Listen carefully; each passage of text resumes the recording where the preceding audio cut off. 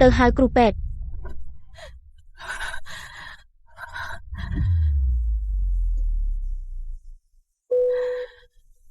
ប្តីខ្ញុំរលូតកូនអ្នកឆាប់មកមន្ទីរពេទ្យអ្នកមានផ្ទៃពោះតាំងពីពេលណាហេតុអ្វីខ្ញុំមិនដឹងបងថ្លៃសម្រាលកូនថ្ងៃនេះអ្នករលូតកូននៅថ្ងៃនេះអ្នករឹងរូសក៏ត្រូវមានកម្រិតដែរអ្នកមកមិនមកថ្ងៃនេះខ្ញុំអត់មានពេលនៅជាមួយអ្នកទេអ្នកជិតស្និទ្ធការវះកាត់ស្ត្រីសម្រាលកូនបានជោគជ័យជាកូនភ្លោះប្រុសស្រី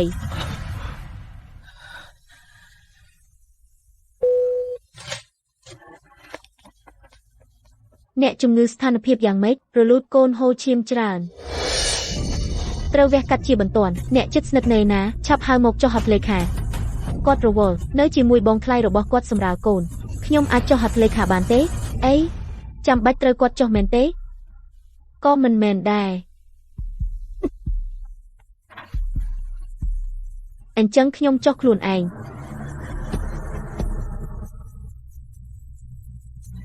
ប្រញាប់រៀបចំវះកាត់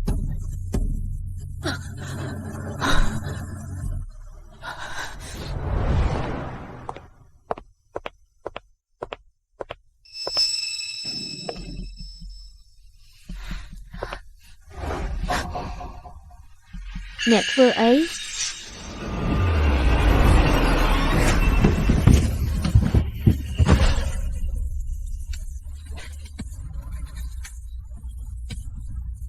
ម៉ាក់ខ្ញុំហាក់ដូចជាចិត្តសម្រាលហើយប្រញាប់បញ្ជូនបងថ្លៃរបស់អ្នកទៅមន្ទីរពេទ្យប្រញាប់ឡើង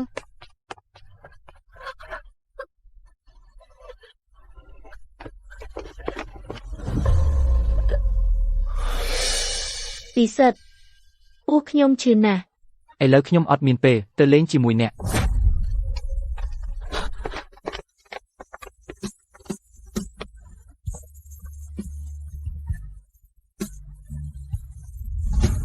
ពិសិដ្ឋអ្នកការពារម្ដាយកូនអ្នកដទៃកូនរបស់យើងនឹងបាត់បង់ហើយ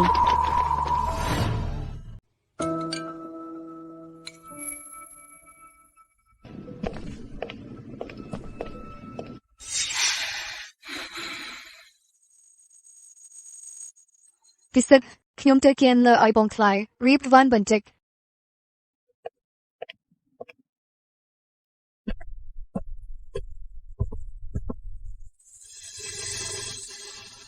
នៅខឹងទៀតហើយមើលឯងនេះបងធំបានស្លាប់បងថ្លៃនៅមានផ្ទៃពោះកូនរបស់គាត់ឯងឆ្លោះជាមួយគាត់ធ្វើអីកូនកាលពីម្សិលមិញបានកើតដោយសុវត្ថិភាពទូចពីអ្នកគួរឲ្យស្រឡាញ់ណាស់ឯងមើលឃើញប្រកាសជាចូលចិត្ត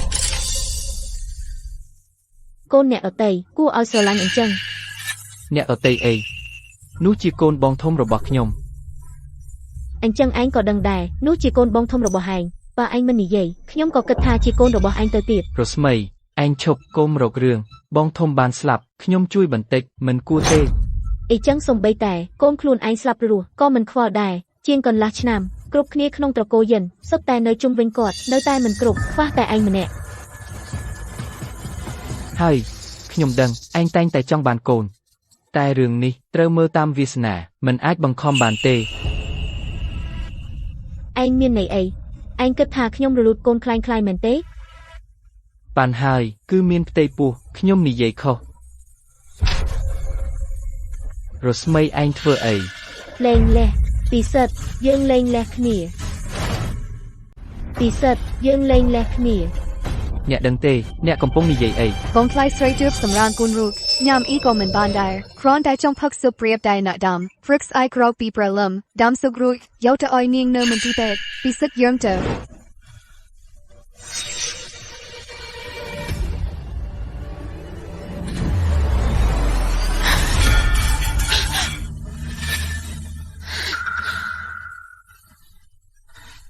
រស្មីអ្នកធ្វើអីត្រកូលសិនយើងថ្ងៃនេះទើបបានកូនភ្លោះប្រុសស្រីមួយគូអ្នកក្រវ៉ាត់ក្រវីបែបនេះបង្ហាញឲ្យអ្នកណាមើល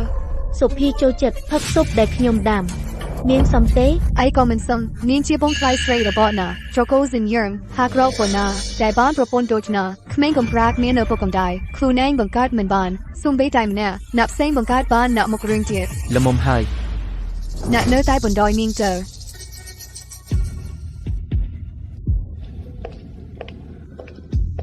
ថ្ងៃនេះអ្នកហួសប្រមាណហើយនៅផ្ទះគិតពិចារណាឲ្យបានល្អពីនេះទៅកុំនិយាយឥតសំហេតុទៀត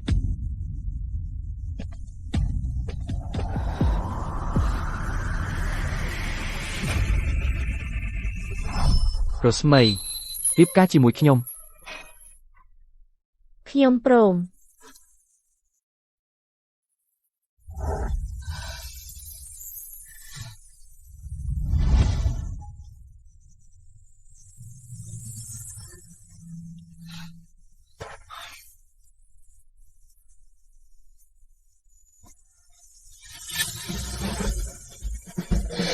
ខ្ញុំពិតជាគ្មានពេលឥឡូវនេះមករឿងជាមួយអ្នក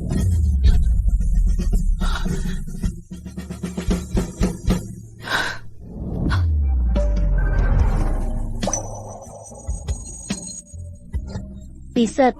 យើងគ្មានថ្ងៃក្រោយទៀតទេ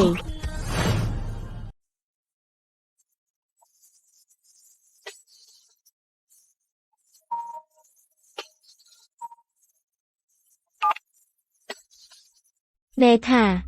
រស្មីកើតរឿងធំហើយរឿងអី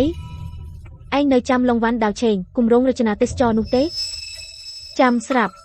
ខ្ញុំចាំពេលនោះឯងនៅតែទៅជាមួយខ្ញុំទៅពិនិត្យមើលទីតាំងច្រើនដងប៉ុន្តែនៅទីបំផុតគម្រោងរបស់ខ្ញុំក៏ត្រូវបានគេដកចេញគម្រោងរបស់ឯងមិនត្រូវបានគេដកចេញទេគឺត្រូវបានសុភាលួចយកទៅ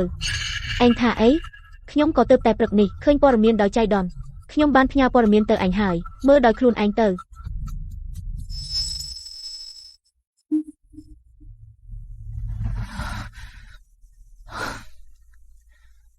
អញ្ចឹងគម្រោងរបស់ខ្ញុំ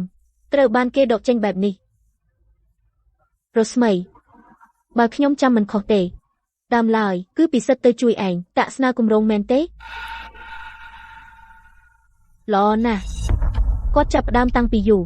បានខាងនាងហើយរស្មីអញ្ចឹងឯងគ្រោងធ្វើអីកុំបារម្ភ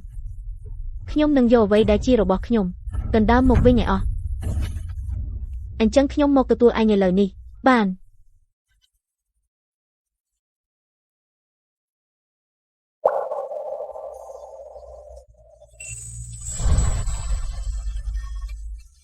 ហាឡូបង ប្អូន ខ្ញុំចង់ត្រឡប់ទៅផ្ទះវិញហើយពិសិដ្ឋតើខួរក្បាលគាត់ធ្លាក់ក្នុងសុខហើយឬកន្លះឆ្នាំនេះសុភាពេលមានអ្វីមិនស្រួលគាត់ក៏បោះបង់ចោលអ្នកលើកនេះថែមទាំងធ្វើឲ្យអ្នករលូតកូនតើគាត់នៅចាំរអត់អ្នកទេដែលជាប្រពន្ធគាត់ប្រហែលគាត់ក៏ចង់រៀនតួឯកប្រុសរឿងភាគខ្លីរែកស្មាពីផ្ទះរែកអីសោះក្រោយពីឯងរៀបការជាមួយគាត់រងការឈឺចិត្តជាច្រើនគាត់ធ្វើពុតជាមើលមិនឃើញឥឡូវនៅតែខំទៅធ្វើអ្នកទទួលរបស់គេមនុស្សគួរឲ្យស្អប់ខ្ពើមបែបនេះយើងមិនយកទេមែនមិនយកប៉ុន្តែការសងសឹកត្រូវតែសងសុភាមិនត្រឹមតែមានម្ដាយអ្នកមានឥឡូវថែមទាំងសម្រាលឲ្យត្រកូលយិនបានកូនភ្លោះប្រុសស្រីគេប្រកាសជាជួយនាងធ្វើជាខ្នងឲ្យនាងគេមានខ្នងខ្ញុំមិនមានទេអ្នករកឃើញខ្នងដែរខ្លាំងជាងត្រកូលយិនខ្ញុំទៅបើកទ្វារ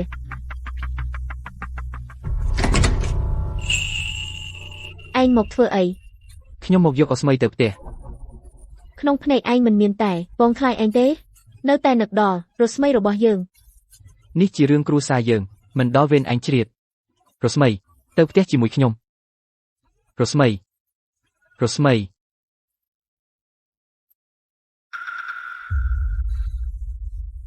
អ្នកទៅផ្ទះមុនចុះ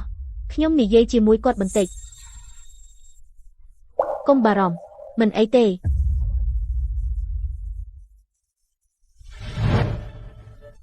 រកខ្ញុំមានរឿងអី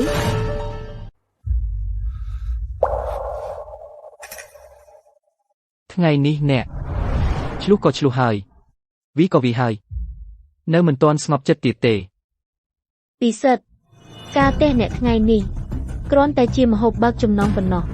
ថ្ងៃស្អែកខ្ញុំនឹងឲ្យមេធាវីរៀបចំកិច្ចសន្យាលែងលេះយកទៅឲ្យអ្នកចាំចុះហត់លេខាផងអូនិយាយអីចាំប្រាប់សុភាផងឲ្យនាងរងចាំកោះហៅពីតុលាការផងមានន័យយ៉ាងម៉េចអ្នកចង់ប្តឹងនាងរឿងអ្វី អ្នកប្រញាប់ហើយមែន តើអ្នកពិតជាចង់ធ្វើអ្វី លងវ៉ាន់ដាវឆេង រឿងនេះមិនមែនដូចអ្នកនឹកស្មានទេបើអ្នកចង់តាមរឿងនេះទៀតខ្ញុំអាចផ្ដល់សំណងឲ្យអ្នក សំណងចង់យកលុយដេញខ្ញុំមែនពិសិដ្ឋក្នុងកែវភ្នែកអ្នកខ្ញុំជាមនុស្សបែបនេះចេញទៅឲ្យឆ្ងាយ គ្រួសារតែមួយហេតុអ្វីបានជាធ្វើរឿងធំបែបនេះ គ្រួសារតែមួយបើនាងពិតជាចាត់ទុកខ្ញុំជាគ្រួសារគួរតែចាំថាអ្នកជាប្តីរបស់ខ្ញុំមិនគួរគ្រប់ពេលពឹងផ្អែកលើអ្នកឥឡូវគេនិយាយគ្រប់ទីកន្លែងសុភានិងពិសិដ្ឋចិត្តរៀបការអ្នកណាដឹងថាខ្ញុំជាប្រពន្ធស្របច្បាប់របស់អ្នក បងប្រុសទៅនឹងលាចាក់លោកនាងកើតជំងឺធ្លាក់ទឹកចិត្តធ្ងន់ធ្ងរនាងគ្រាន់តែចង់តាមរយៈមុខខ្ញុំនេះឃើញបងប្រុសម្ដងទៀត ពិតជាគួរឲ្យស្រឡាញ់ណាស់ខ្ញុំមិនអាចស្មើនាងបានទេចុះហាប់ធ្លេខាលើកិច្ចសន្យាលែងលេះទុកឲ្យនាងមើលមួយជីវិតទៅ រស្មីអ្នកមិនអាចប្តឹងនាងបានទេនាងទើបសម្រាលកូនរួច ចុះខ្ញុំវិញខ្ញុំក៏ទើបបាត់បង់កូនដែរខ្ញុំជាមួយមនុស្សបែបអ្នកនេះខាត់ពេលអ្វី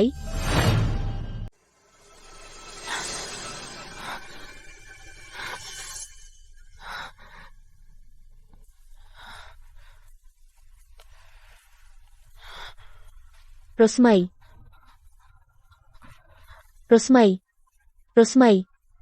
អ្នកក្តៅខ្លួនយើងត្រូវទៅមន្ទីរពេទ្យ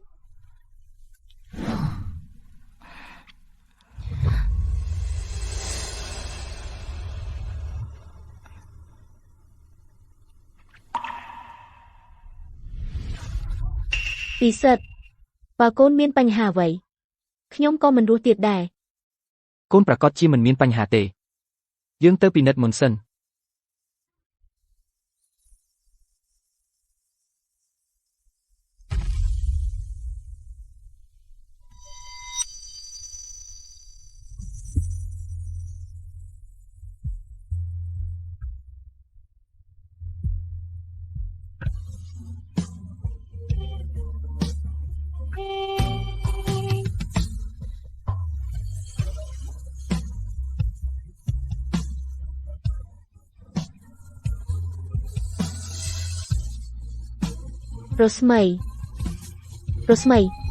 រស្មី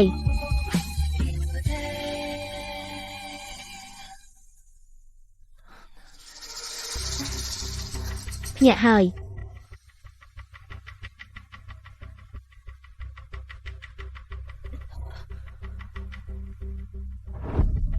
ហេតុអ្វីអ្នកនៅទីនេះរស្មីបាត់បង់កូនឈឺចាប់ណាស់មែនទេអ្នករុញខ្ញុំមួយដៃនោះ គឺចេតនាមែនត្រកូលយិនមិនត្រូវការកូនច្រើនប៉ុណ្ណឹងទេសុភាអ្នកអាក្រក់ម្លេះ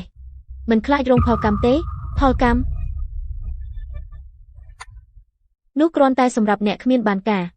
ប្រើសម្រាប់លួងលោមខ្លួនឯងគ្រាន់តែជាពាក្យនិយាយប៉ុណ្ណោះលែងលេះជាមួយពិសិដ្ឋទៅ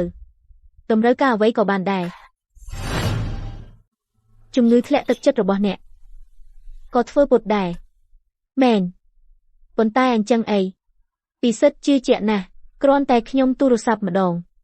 គាត់នឹងភ្លាមបោះបង់អ្នកមកជាមួយខ្ញុំកុំធ្វើភ្នែកបែបនេះមើលមកខ្ញុំអ្នកដែលគ្មានឪពុកម្ដាយក្មេងកំព្រាមានសិទ្ធិអ្វីរៀបការចូលត្រកូលយិនបើមិនអញ្ចឹងទេហេតុអ្វីពិសិដ្ឋមកទល់ពេលនេះមិនដែលប្រកាសជាសាធារណៈអត្តសញ្ញាណរបស់អ្នក អញ្ចឹងហើយបានជាអ្នកមិនខ្លាចអ្វីគ្រាន់តែខ្ញុំជាក្មេងកំព្រាគ្មានឪពុកម្ដាយមែនអ្នកណាឲ្យអ្នកគ្មានអ្នកការពារគ្រាន់តែខ្ញុំធ្វើស្រាលក្រវីមរៀមដៃពីរអ្នកនឹងពីលោកនេះបាត់ខ្លួន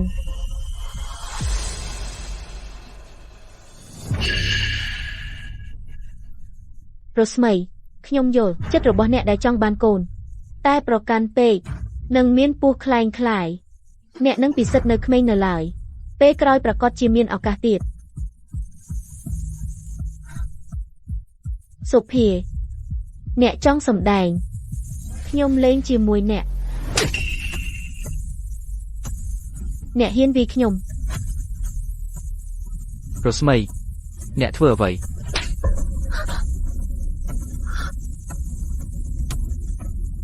រស្មី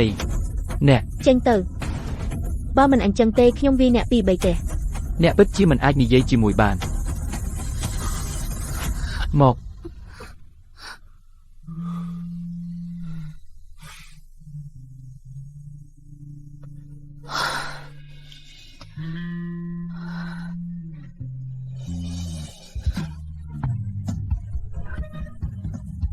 សុភា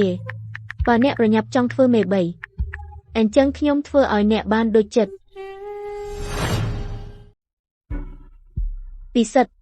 សុំទោសណាព្រោះខ្ញុំធ្វើឲ្យអ្នកត្រូវរស្មីវាយដែរ អ្នកពីនេះទៅកុំទៅរកស្មីទៀត ខ្ញុំ អ្នកសម្រាប់ឲ្យបានល្អខ្ញុំនៅមានរឿងទៅសិន ពិសិដ្ឋរស្មីអ្នកគួរតែស្លាប់ខ្ញុំធ្វើបានដល់នឹងហើយគាត់នៅតែការពារអ្នក សុភាពិសិដ្ឋការអ្វីខ្ញុំឃើញគាត់ចេញទៅទាំងខឹង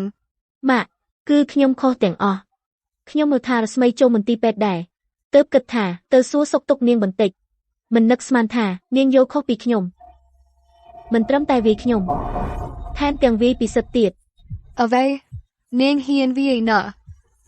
ខ្ញុំទៅរកនាងមើលគ្នាលើ ម៉ាក់ខ្ញុំមិនអីទេឥឡូវរស្មីអារម្មណ៍មិនល្អខ្ញុំខ្លាចអ្នកទៅហើយត្រូវគេរករឿង អូយកូនអើយមុខហាមអ៊ីបចឹងនៅតែខ្វល់ពីខ្ញុំមិនអីទេណាញ៉ាំសបន្តិចសិនពេលក្រោយខ្ញុំទៅរកនាងមើលគ្នាវិញ តាមដំណឹងអ្នកដឹកនាំក្រុមហ៊ុនវណ្ណៈបានឲ្យដឹងបានរកឃើញប្អូនស្រីបង្កើតដែលបែកគ្នាអស់ជាច្រើនឆ្នាំបានរៀបចំកិច្ចសន្យាភាគហ៊ុនពាក់កណ្ដាលនៃក្រុមហ៊ុនជូនជាអំណោយដល់ប្អូនស្រី ក្រុមហ៊ុនវណ្ណាទ្រព្យសម្បត្តិពាក់កណ្ដាលចាយវីទំនា នោះជាប្អូនស្រីបង្កើតរបស់គាត់ឲ្យច្រើនប៉ុណ្ណឹងក៏សមដែរ ក៏ត្រូវដែរគ្រាន់តែមិនដឹងថាអ្នកណាជាអ្នកមានសំណាងជឿប្រកឃើញថ្មីក៏ឲ្យទ្រព្យច្រើនម្លេះពេលក្រោយទៀតនឹងត្រូវគេស្រឡាញ់ខ្លាំងណាស់ញ៉ាំសុបទៅ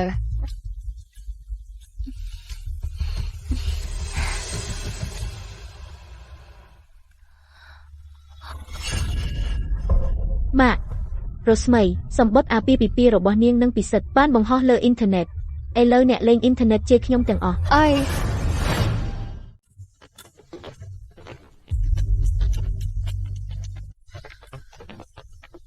រស្មីអញហ៊ានប្រឆាំងនឹងខ្ញុំមែនទេ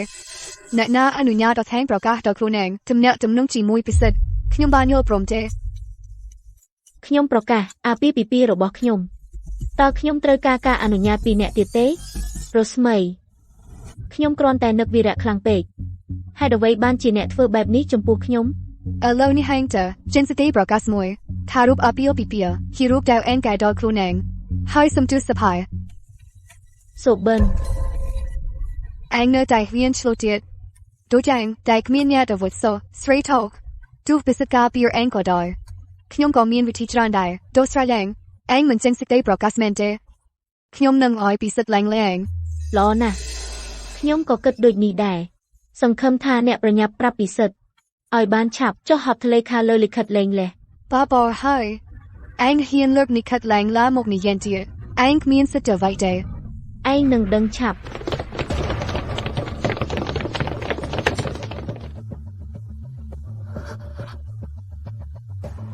ណាទាំងក៏គ្នាជានរណា យើងមកទទួលកញ្ញាទៅផ្ទះ កញ្ញាសុភាមិនមែននៅពុកម្ដាយយ៉ាងដឹងថាអញត្រូវគេបៀតបៀនផ្ញើគេមកការពីរែង ឪពុកម្ដាយខ្ញុំគ្រាន់តែបណ្ដោយខ្ញុំពេកប្រាប់ឪពុកខ្ញុំមិនបាច់ធំដុំប៉ុណ្ណឹងទេគ្រួសារយិននឹងការពារខ្ញុំ សួស្តីកញ្ញា អ្នកទាំងអស់គ្នាយល់ច្រឡំហើយមែនទេនាងគ្រាន់តែជាក្មេងកំព្រាគ្មានឪពុកម្ដាយគឺជាកញ្ញាអ្វី សូមប្រយ័ត្នពាក្យសម្ដីអ្នកស្រីនេះគឺជាក្រុមហ៊ុនវណ្ណៈរបស់យើងជាកញ្ញាដែលទើបរកឃើញថ្មី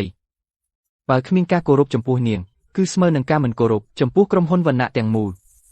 ថាអីហេតុអ្វីបានជាអ្នកមកបងប្រុសខ្ញុំនៅឯណា ខាងលោកមានរឿងបន្តិចបន្តួចធ្វើឲ្យយឺតទើបឲ្យខ្ញុំមកមុនជួយកញ្ញាដោះស្រាយរឿងនៅក្រុងកំពង់នេះពេលរឿងនោះចប់ហើយគាត់នឹងមកដោយខ្លួនឯងមកទទួលកញ្ញាវិញ បានខ្ញុំដឹងហើយ រស្មីអញធ្វើល្បិចអ្វីណាអញនៅតែថាជាក្រុមហ៊ុនវណ្ណាជាកូនស្រីឆ្វឹងអញនេះធ្វើឲ្យគេសឹកស្លាប់ អញ្ចឹងរស្មីទោះបីអ្នកឃើញព័ត៌មានចង់បន្លំក៏មិនអាចទៅបន្លំគេដែរបើមានបញ្ហាត្រកូលយិនមិនអាចការពារអ្នកទេ ខ្ញុំដឹងហើយទាំងនេះជាទូសម្ដែងដែលអ្នកជួលមកសម្ដែងមែនទេអ្នកគិតថាធ្វើបែបនេះអាចកំពិតបំផុយពួកយើងបានទេ រំខានណាស់ បាទកញ្ញាខ្ញុំនឹងដោះស្រាយឲ្យភ្លាម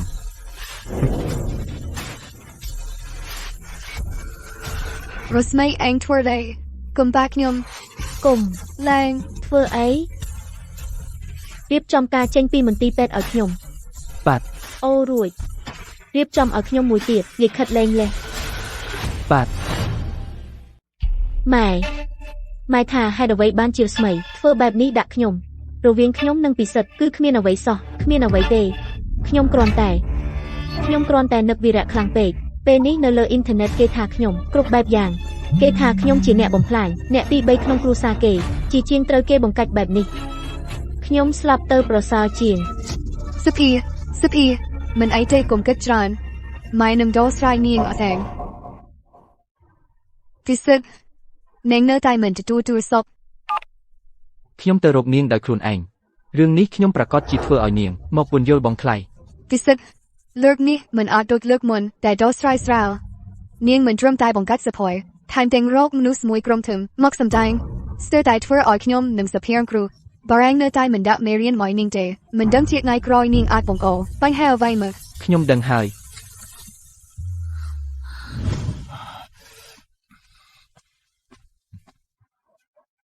រកឃើញហើយឬនៅអត់ទាន់ហេតុអ្វីបានជាអ្នកបែកញើសច្រើនម្លេះមានអ្វីនិយាយត្រង់អ្នកស្រីបានផ្ញើឯកសារមកក្រុមហ៊ុនឯកសារសម្បត្តិសុំសន្តិភាពឲ្យខ្ញុំ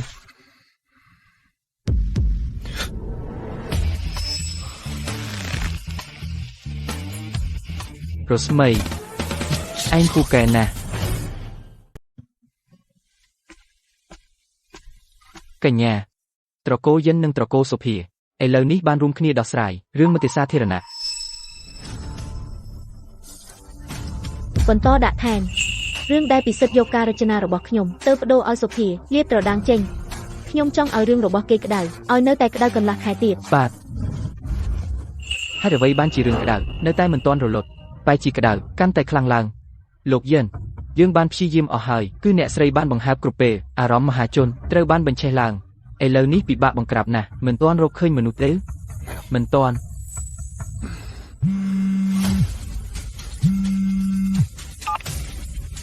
បាទ ពិសិដ្ឋហេតុអ្វីបានជាពលមានឥឡូវនេះនៅមិនទាន់ដាក់ចេញឯងដឹងទេថាបងថ្លៃឯងថ្ងៃនេះយំមិនសុខមិនបានញ៉ាំអ្វីសោះ ខ្ញុំកំពុងដកចេញហើយអ្នកកុំឲ្យនាងមើលទូរស័ព្ទពេលនេះ ទាំងអស់នេះដោយសាររស្មីឯងនឹងការទាំងអស់របស់នាងមកបិទសោះនាងប្រកាសជាបានតែលុយច្រើនទាំងរឿងទៅបើមិនដូច្នេះទេភាពទៅមិនអាចធ្វើដល់នឹងទេហាទេអ្នកបញ្ឈប់ការផ្គត់ផ្គង់លុយរបស់នាងភ្លាមកុំឲ្យនាងបន្តចំណាយលុយលើការឃោសនានេះមិនមែនត្រឹមតែជារឿងអវាងអ្នកនិងប្រព័ន្ធរបស់អ្នកក៏អាចប៉ះពាល់ដល់ក្រុមហ៊ុនផងដែរអ្នកដឹងទេ ខ្ញុំដឹងហើយបិទកាតរបស់នាងទាំងអស់បិទទាំងអស់ហើយឬប៉ុន្តែអ្នកស្រីនៅខាងក្រៅប្រកាសជាត្រូវការចំណាយលុយអញ្ចឹងល្អហើយពេលអត់លុយនាងនឹងដឹងត្រឡប់មកផ្ទះវិញធ្វើបែបនេះនាងប្រហែលជាកាន់តែខឹងទោះខឹងយ៉ាងណាខ្ញុំក៏ត្រូវតែរកមនុស្សឲ្យឃើញសិនទើបអាចលួងលោមបានចាស់ឥឡូវនេះខ្ញុំនឹងទៅកាន់ធនាគារទូរស័ព្ទ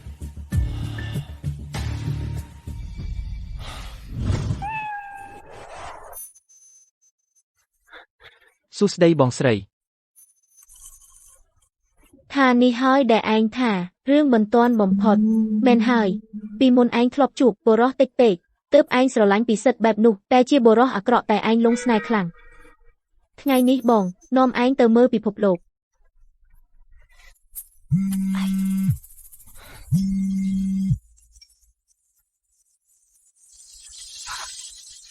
អ្នកនឹងពិសិដ្ឋមិនទាន់លែងលេះជាផ្លូវការគាត់ក៏បានបិទកាតបន្ទាប់បន្សំរបស់អ្នកហើយ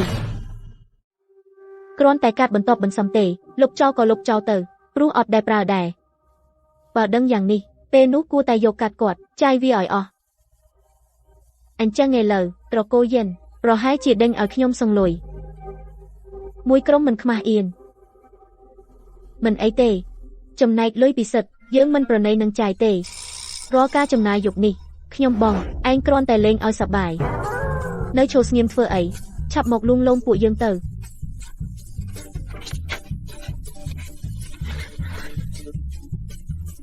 មកបងស្រីផឹកស្រាបងស្រីផឹកបន្ថែមទៀតបងស្រីខ្ញុំច្របាច់ស្មើបងស្រីលេងបន្តទៀតមក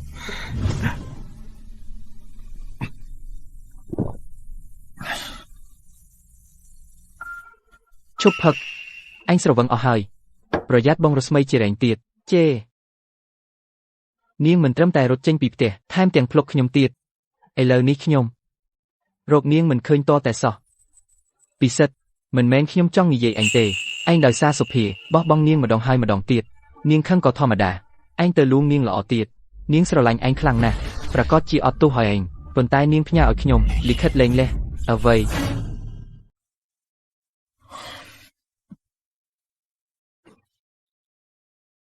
វាគ្រាន់តែជាគម្រោងមួយសិទ្ធិដាក់ឈ្មោះមែនទេរកលុយក៏មិនបានប៉ុន្មានដែរ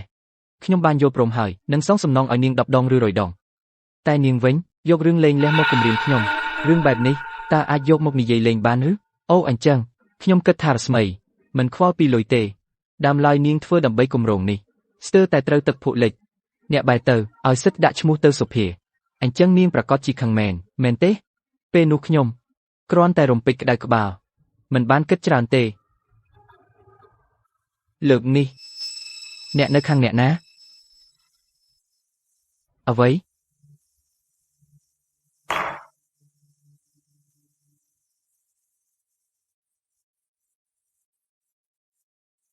ខ្ញុំគាំទ្រអ្នកលេងលះភិរមតើអ្នកមានន័យយ៉ាងម៉េចភិរមគាត់ស្រវឹងហើយនិយាយមិនដឹងខ្លួនកុំយកទៅដាក់ក្នុងចិត្តត្រូវភិរមជាមួយរស្មីមិនមានទំនាក់ទំនងអ្វីជាមួយគ្នាអង្គុយមកបន្តផឹកទៅ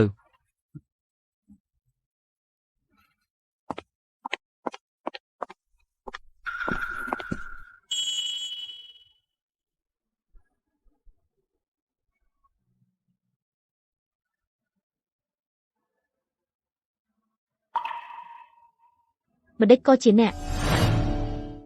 មិនជាអ្នកសុំទោសខ្ញុំទៅតែមើលមិនឃើញមានគេនៅពីក្រោយមិនអីទេប៉ុន្តែអ្នកមកកន្លែងបែបនេះមិនខ្លាចពីសិទ្ធិខឹងទេម៉េចមានតែបរោះទេដែលអាចមកខឹងខ្លាំងម្ល៉េះមើលទៅពីសិទ្ធិលើកនេះធ្វើឲ្យអ្នកខឹងមែនគុំនៅមុខខ្ញុំនិយាយឈ្មោះនេះអូខេគាត់ពិតជាមិនសមនឹងអ្នកទេអីខ្ញុំថាគាត់មិនសមនឹងអ្នកទេអ្នកនិយាយអញ្ចឹងពីបងប្រុសអ្នកណាប្រាប់អ្នកថាគាត់ជាបងប្រុសខ្ញុំមែនទេមិនមែន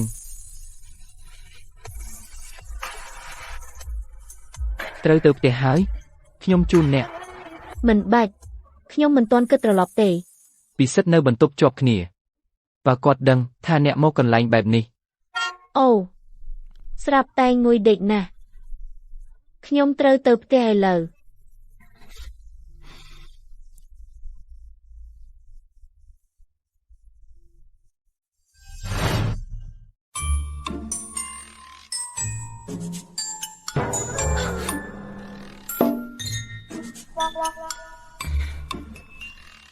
អរគុណឡានខ្ញុំនៅក្បែរនេះខ្ញុំជូនអ្នកទៅមិនអីទេមានគេមកទទួលខ្ញុំហើយអូខេ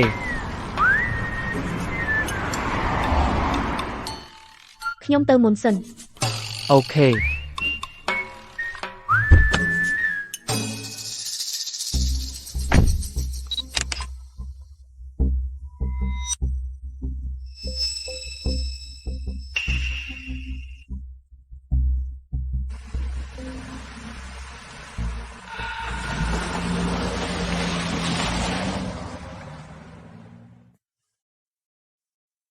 រស្មី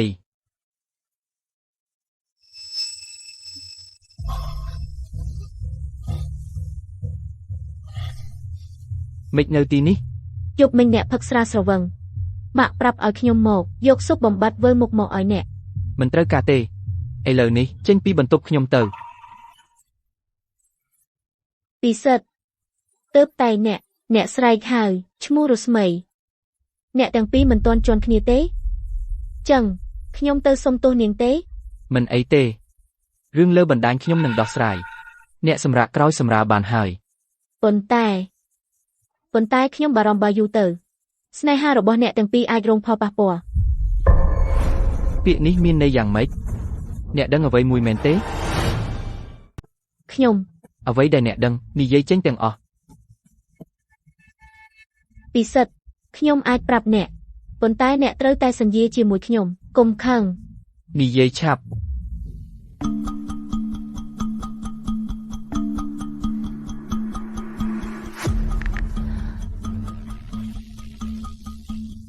នេះជាមិត្តរបស់ខ្ញុំតែគាត់ថតបានដោយចៃដន្យប៉ុន្តែខ្ញុំគិតថាស្មីមិនមែនជាមនុស្សដែលប្រព្រឹត្តអំពើអាក្រក់បែបនេះទេជាពិសេសនៅតែជាមួយមិត្តរបស់អ្នក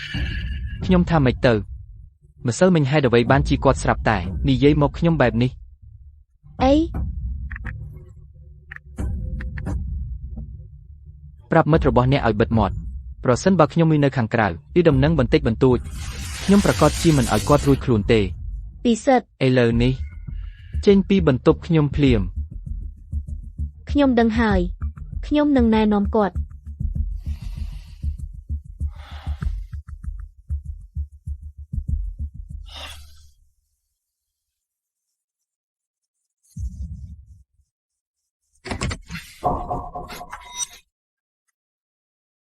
មកធ្វើអីឲ្យអ្នកមិនពាក់ព័ន្ធចេញទៅមុនសិន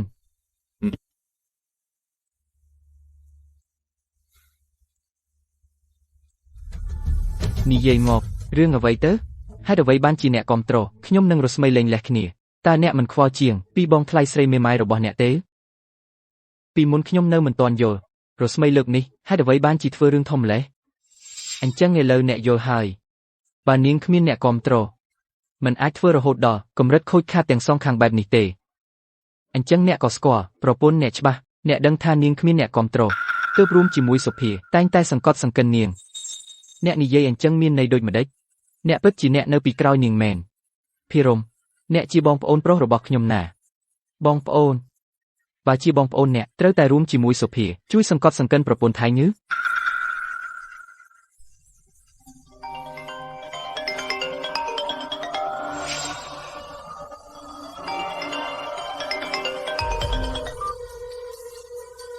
លោកភិរមយប់មិញយើងត្រូវគេថត រស្មី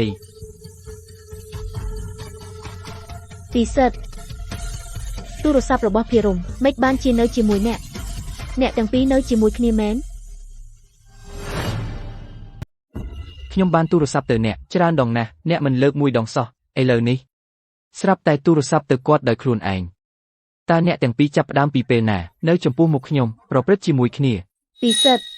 អ្នកឈួតឬអីអ្នកនឹងសុភាមានទំនាក់ទំនងមិនសមរម្យហើយមកចោទប្រកាន់ខ្ញុំទៀត អីចឹងហេតុអ្វីអ្នកទូរស័ព្ទទៅគាត់ដោយខ្លួនឯងហេតុអ្វីគេប្រហែលជាថតរូបអ្នកទាំងពីររូបថតអបគ្នា អ្នកនឹងសុភាពេលឡើងកាសែតខ្ញុំក៏មិនបានដេញសួរអ្នកដែរឥឡូវនេះចាក់ចេញពីលោកភិរមភ្លាម ម៉េចឥឡូវនេះអ្នកនៅតែការពារគាត់ទៀតរស្មីយើងមិនទាន់លែងលះគ្នាទេ ខ្ញុំមិនមែនទេដូចអ្នកនឹងសុភាដែលមិនខ្មាស់គេ ហេតើអ្នកទាំងពីរពិតជាមានទំនាក់ទំនងអ្វីគ្នាយើងមិនដូចអ្នកទាំងពីរទេដែលមិនខ្មាស់គេភិរម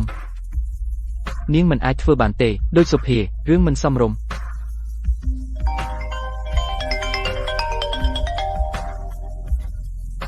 លើកទូរស័ព្ទឆាប់ប្រហែលជាសុភាគំរាមធ្វើអត្តឃាតទៀតហើយ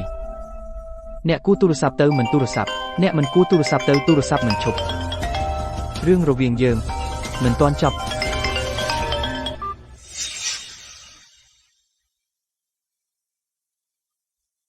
ខ្ញុំដឹងហើយខ្ញុំនឹងត្រឡប់មកវិញភ្លាម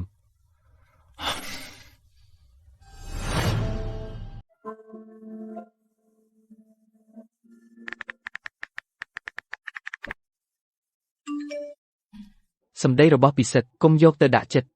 រឿងរូបថតខ្ញុំនឹងដោះស្រាយអ្នកពិតជាចង់លេងលេះជាមួយពិសិដ្ឋ ចាស់ ខ្ញុំស្គាល់ពី3នាក់មេធាវីលេងលេះល្អបើអ្នកត្រូវការខ្ញុំអាចណែនាំអ្នកបាន មិនបាច់ទេខ្ញុំបានរកឃើញមេធាវីពូកែបំផុតហើយ បើចាំបាច់ប្រាប់ខ្ញុំមក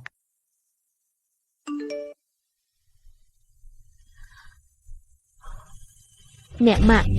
កញ្ញាមានរឿងអ្វី មានរឿងកើតឡើងនៅមណ្ឌលកុមារកំព្រាខ្ញុំត្រូវទៅភ្លាម ខ្ញុំជូនអ្នក អូខេ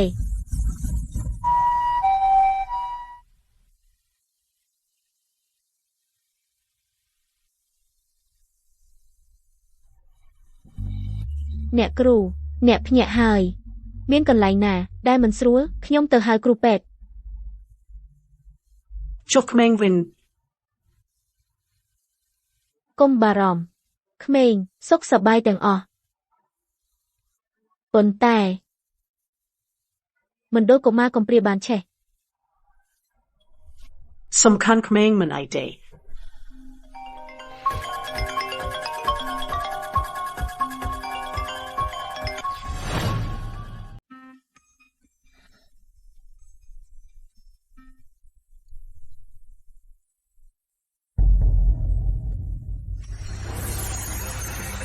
ហេ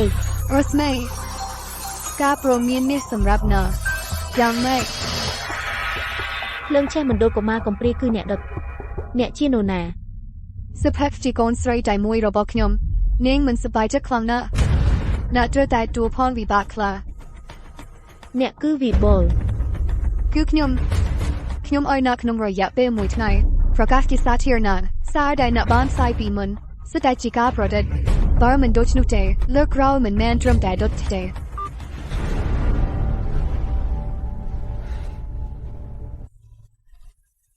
កញ្ញាលីរាងកាយរបស់អ្នកជំងឺលែងមានអ្វីធ្ងន់ធ្ងរទេសម្រាប់ឲ្យបានល្អពីរ3ថ្ងៃក៏អាចចេញពីមន្ទីរពេទ្យបាន ខ្ញុំដឹងហើយអរគុណ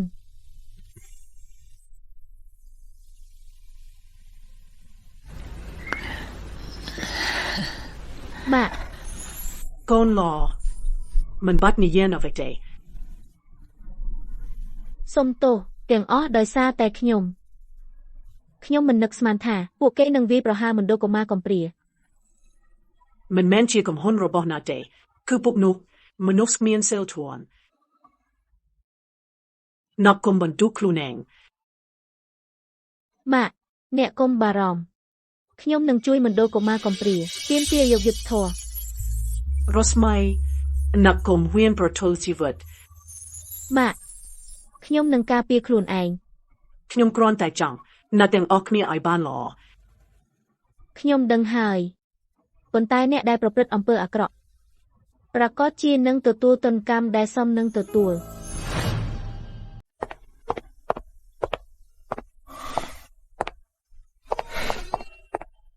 រស្មីអ្នកគ្រប់គ្រងឥឡូវយ៉ាងម៉េចហើយខ្ញុំទើបតែទទួលដំណឹងភ្លាមខ្ញុំក៏ប្រញាប់មកដល់ លែងដៃ អ្នកទៅណា វាតាក់ទងអ្វីនឹងអ្នក រស្មីដល់ពេលនេះហើយអ្នកនៅតែចង់ខឹងនឹងខ្ញុំទៀតឬឥឡូវនេះក្រៅពីខ្ញុំតើមានអ្នកណាអាចជួយអ្នកបានទៀត អ្នកប្រកាសថាចង់ជួយខ្ញុំ ប្រកាសណាស់ អញ្ចឹងអ្នកត្រូវនាំវិបុលមកឲ្យខ្ញុំ វិបុលអ្នករកនាងធ្វើអ្វី នាងជាអ្នកបញ្ជាឲ្យគេដុតមណ្ឌលកុមារកំព្រាស្ទើរតែធ្វើឲ្យអ្នកគ្រប់គ្រងស្លាប់ មិនអាចទេអ្នកមីងវិបុលមិនអាចធ្វើរឿងបែបនេះទេ អញ្ចឹងអ្នកគិតថាខ្ញុំកុហក ខ្ញុំមិនមានន័យបែបនោះទេប្រកាសជាមានការយល់ច្រឡំអ្វីមួយ គឺវិបុលហើយទូរស័ព្ទមកប្រាប់ខ្ញុំដោយខ្លួនឯងខ្ញុំនិយាយច្រើននឹងអ្នកធ្វើអ្វី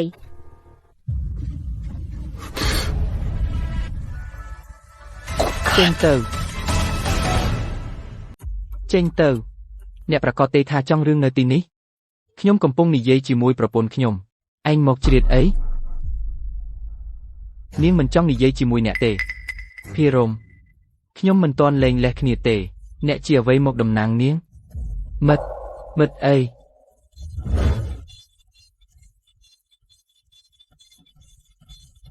ឯងហ៊ានការពារគាត់ បើឈួតទៅឈួតកន្លែងផ្សេងកុំមករំខានខ្ញុំទៀត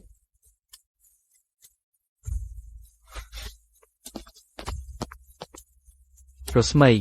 ឯងថាខ្ញុំស្លាប់ហើយនៅមុខខ្ញុំដើរទៅជាមួយបរិបផ្សេង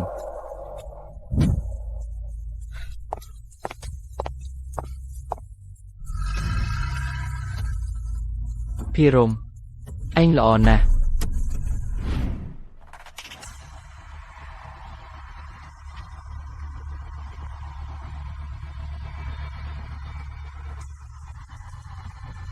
ខ្ញុំមានវិធីស៊ូទ្រាំនឹងវិបុល ថាអីអ្នកថាម៉េច ទោះបីជាវិបុលស្រឡាញ់សុភាប៉ុន្តែគាត់ខ្វល់ជាងអាជីពផ្ទាល់ខ្លួនបច្ចុប្បន្នគាត់កំពុងចរចាគម្រោងមួយតាក់ទងនឹងក្រុមហ៊ុនរបស់គាត់ដែលសំខាន់សម្រាប់ការអភិវឌ្ឍបើអ្នកអាចរារាំងគម្រោងនេះបន្ទាប់មកគាត់ប្រហែលជាគ្មានពេលមើលថែសុភាទេ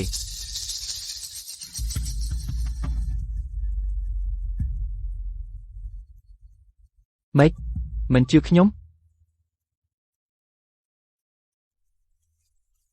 អ្នកហេតុអ្វីបានជាជួយខ្ញុំ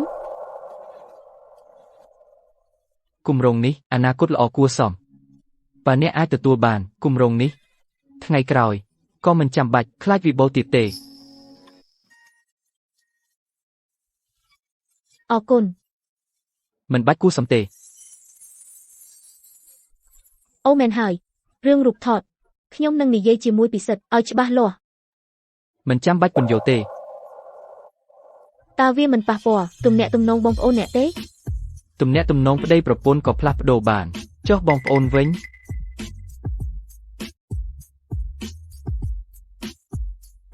ខ្ញុំសូមបញ្ជូនអ្នកត្រឡប់ទៅវិញសិន អរគុណ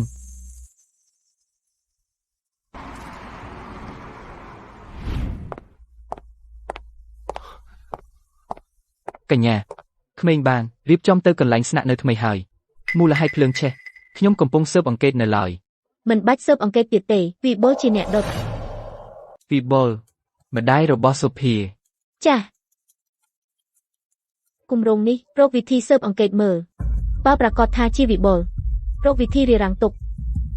បាទ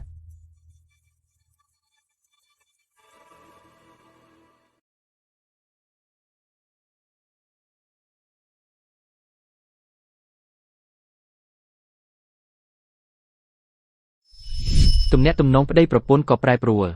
ចុះបងប្អូននឹងគ្នាវិញ ប្រហែលជាខ្ញុំមានអារម្មណ៍ខុស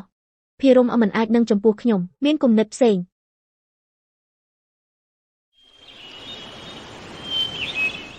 កញ្ញាតាមឯកសារដែលអ្នកបានផ្ដល់ពីមុនយើងបានរារាំងដោយជោគជ័យគម្រោងរបស់វិបុលហើយក៏បានរកឃើញថាក្រុមហ៊ុនរបស់ពួកគេភស្តុតាងនៃការលាក់ពន្ធឥឡូវនេះអាជ្ញាធរបានធ្វើចំពោះពួកគេចាប់ផ្ដើមស៊ើបអង្កេត អូធ្វើបានល្អ គម្រោងនេះខ្ញុំក៏បានឲ្យលោកមើលដែរគាត់ក៏យល់ថាល្អណែនាំឲ្យអ្នកវិនិយោគឲ្យបានច្រើន បងប្រុសក៏យល់ថាល្អ បាទ ល្អខ្ញុំដឹងហើយ អញ្ចឹងខ្ញុំមិនរំខានកញ្ញាញ៉ាំអាហារទេ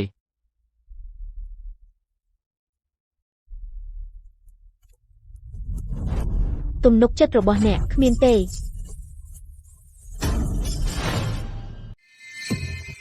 អ្នកគ្មានទំនុកចិត្តទៀតហើយរស្មីអ្នកហ៊ានសើចំអកឲ្យខ្ញុំលោកភិរមអរគុណចំពោះរឿងវិបុល មិនអីទេក៏ព្រោះអ្នកមានសមត្ថភាពនេះ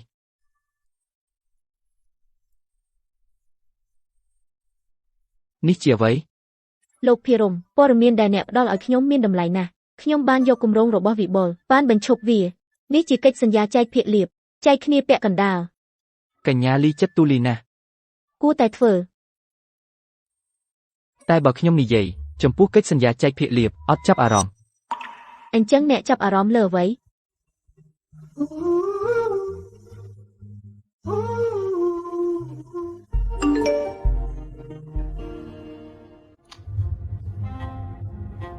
មើលទូរស័ព្ទអ្នកមួយផ្លែត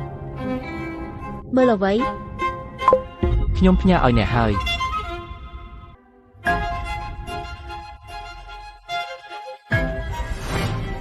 យោងតាមព័ត៌មានដាច់មុខសុភាកូនប្រសាស្រីច្បងរបស់ត្រកូលយិនដោយសារប្តីរបស់នាងបានស្លាប់កើតជំងឺធ្លាក់ទឹកចិត្តធ្ងន់ធ្ងរពីមុនជាមួយកូនទី2របស់ត្រកូលយិនមានរឿងអាស្រូវជាច្រើនជាមួយពិសិដ្ឋគ្រាន់តែជាការយល់ច្រឡំថាជាវីរៈមិនមែនដោយចេតនាមិនមែនជាការជ្រៀតជ្រែកចូលគ្រួសារប្អូនថ្លៃទេយូរមកហើយនាងនៅតែចេះតែធ្វើតែបែបនេះតើត្រូវការឲ្យខ្ញុំជួយទេមិនបាច់ទេអ្នកបានជួយខ្ញុំច្រើនហើយខ្ញុំនៅមានរឿងត្រូវទៅមុនសិនកិច្ចសន្យានេះទុកនៅអ្នកសិនពេលអ្នកចុះហត្ថលេខារួចរកអ្នកបញ្ជូនមកឲ្យខ្ញុំបានខ្ញុំជូនអ្នក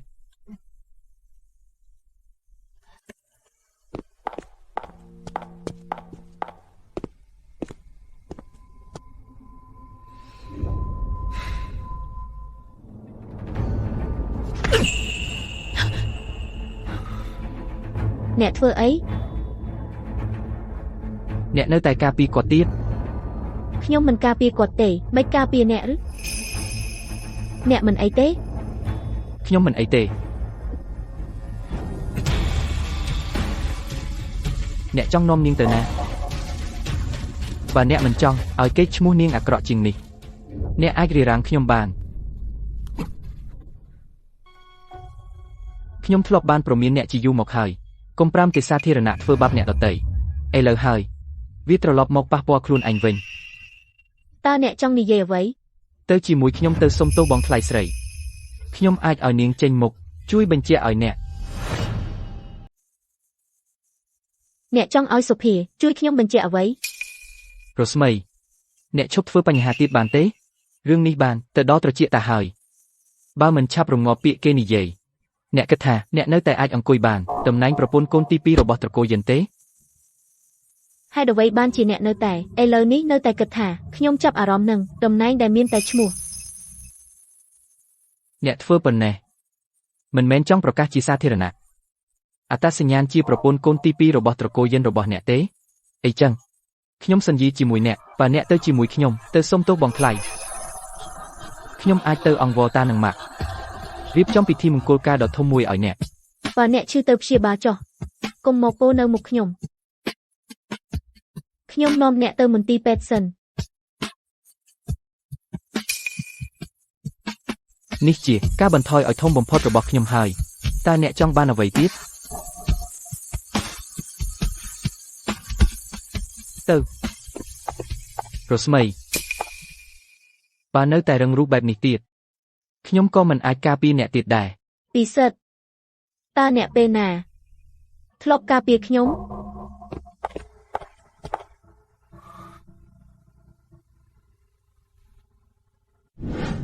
អ្នកមិនអីទេល្អណាស់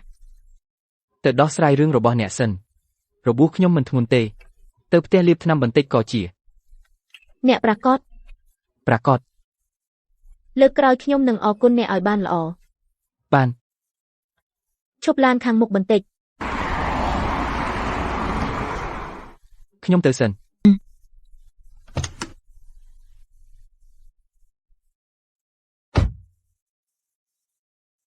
ទៅ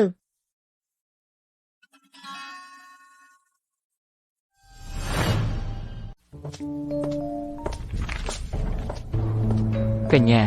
មកទៅតាមអ៊ីនធឺណិតឥឡូវមនុស្សភាគច្រើនចូលខាងសុភាពាក្យវាប្រហារអ្នកសុទ្ធតែមានការរៀបចំប្រហែលជាមានគេអូសខ្សែពីក្រោយខាងខ្ញុំបានចាប់ផ្ដើមដោះស្រាយហើយមិនបាច់ដោះស្រាយទេឆ្លៀតឱកាសចាក់ប្រេងលើភ្លើងទៀតហ៎បើចង់ឲ្យគេដួលយ៉ាងធ្ងន់ត្រូវតែលើកនាងឲ្យខ្ពស់កញ្ញាចង់បានអ្នកទៅបង្កើនភាពក្តៅគុកជាមុនសិនព្រឹកស្អែករួចជូនពួកគេនៅអំណោយធំមួយបាទ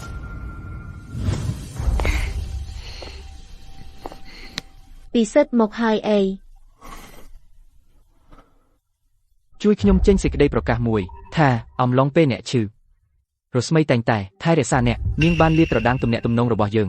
អ្នកក៏បានដឹងដែរអ្នកថាអីឥឡូវនៅលើអ៊ីនធឺណិតមតិក្តៅខ្លាំងពេកខ្ញុំខ្លាចនាងទ្រាំមិនបានប៉ុន្តែពីមុនខ្ញុំក៏ត្រូវគេរិះគន់ដេញដោលចាត់ទុកថាខ្ញុំជំពាក់អ្នកយើងជាគ្រួសារតែមួយកុំនិយាយពីជំពាក់អីខ្ញុំនឹងចូលអ៊ីនធឺណិតឥឡូវនេះជួយបញ្ជាក់ឲ្យនាង មានរឿងអីក្រដាស់វះកាត់រំលូតកូនអ្នកជំងឺរស្មីមិនអាចទៅរួចទេ សុភាមានរឿងអី ម៉ាក់ ធ្វើអ៊ីមលេ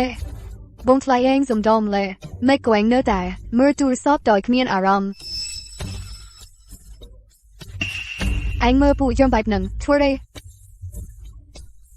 ម៉ាក់គឺរស្មី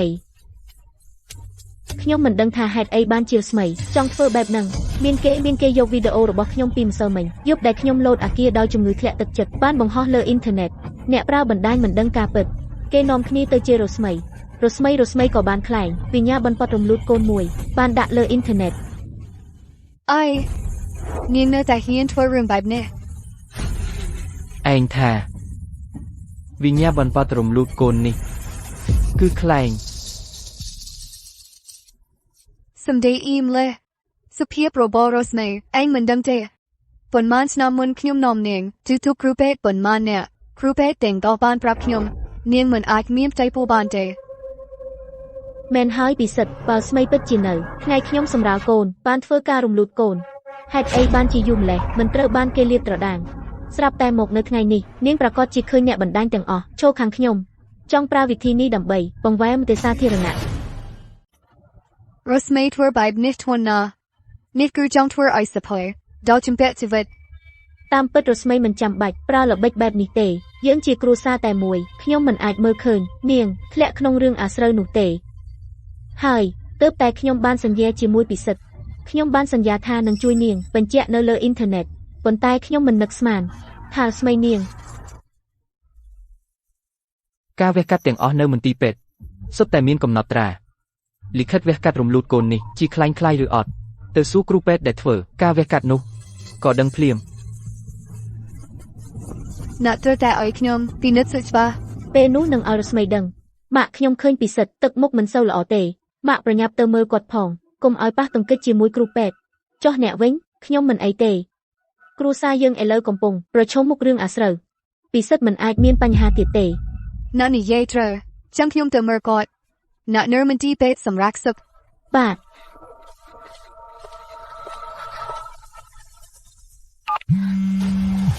ហើយលោកជំនួយការយិនខ្ញុំត្រូវការឲ្យអ្នកជួយធ្វើអ្វីមួយ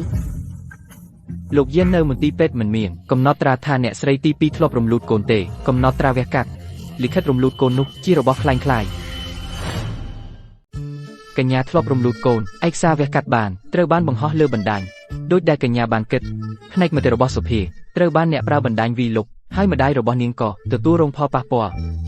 របស់ក្រុមហ៊ុនយិនភាគហ៊ុនកំពុងធ្លាក់ចុះយ៉ាងខ្លាំង តាមផែនការការទិញភាគហ៊ុនរបស់ក្រុមហ៊ុនយិន ខ្ញុំបានបញ្ជារួចហើយប៉ុន្តែនៅមានអ្នកក៏កំពុងទិញយ៉ាងច្រើនផងដែរភាគហ៊ុនរបស់ក្រុមហ៊ុនយិន អ្នកណា លោកភិរម ភិរមគាត់ទិញភាគហ៊ុនក្រុមហ៊ុនយិនធ្វើអ្វីតើចង់ជួយគាំទ្រពិសិដ្ឋ ខ្ញុំគិតថាមិនមែនទេ អញ្ចឹងក៏ដូចយើងដែរចង់ជន់ឈ្លានត្រកូលយិន គួរតែមែន ពិតហើយនៅចំពោះផលប្រយោជន៍អ្វីទៅជាភាពជាបងប្អូនត្រូវដាក់មួយឡែកទាំងអស់ ខ្ញុំគិតថាលោកភិរមគួរតែ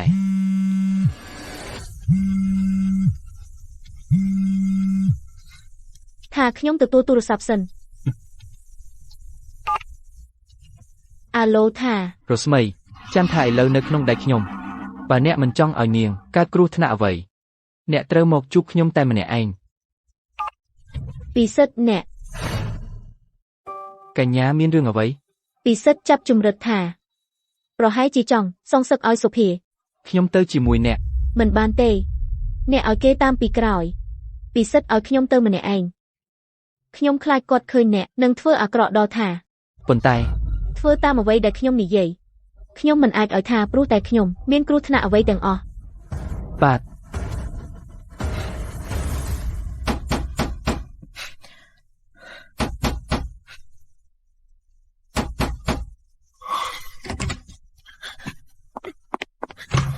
រស្មី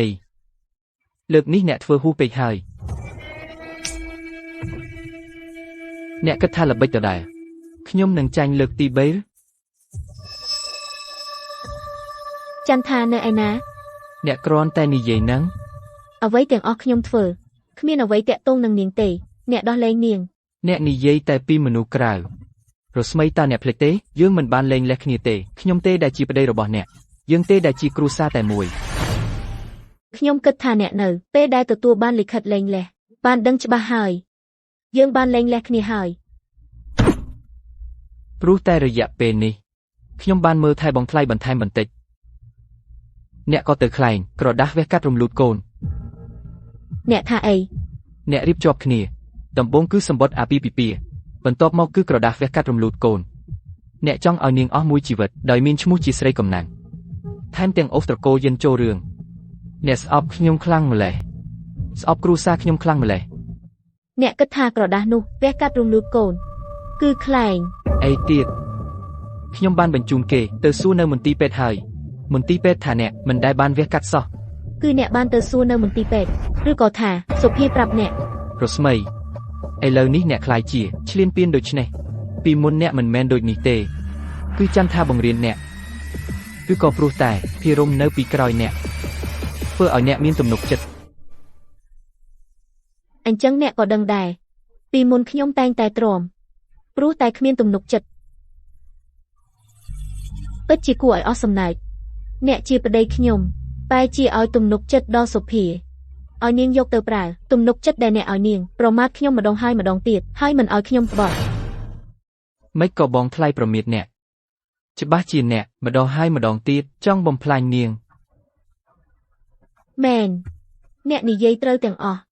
អ្វីទាំងអស់គឺខ្ញុំប្រឌិតខ្ញុំគ្រាន់តែចង់ឲ្យនាងស្លាប់ដូច្នេះអ្នកគួរតែប្រញាប់ចុះហត្ថលេខាលើកិច្ចសន្យាលែងលេះបើមិនអញ្ចឹងទេខ្ញុំមិនឈប់ទេ រស្មី ម៉េចស្ដាយដែលកណ្ដាប់ដៃទៅតែវាខុស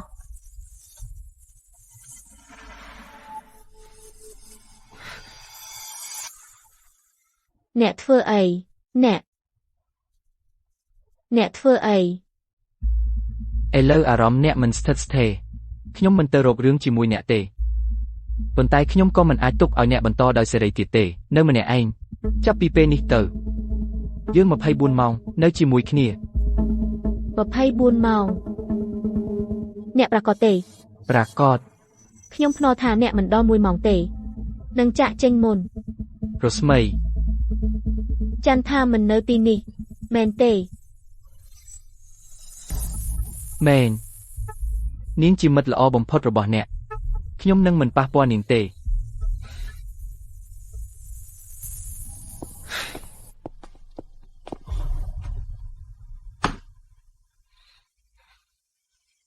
អ្នកនឹងភិរមស្គាល់គ្នានៅពេលណាអ្នកទាំងពីរទៅដល់កម្រិតណាហើយរស្មីអ្នកកុំទៅចិត្តភិរមគាត់មិនមែនជាមនុស្សល្អទេរស្មី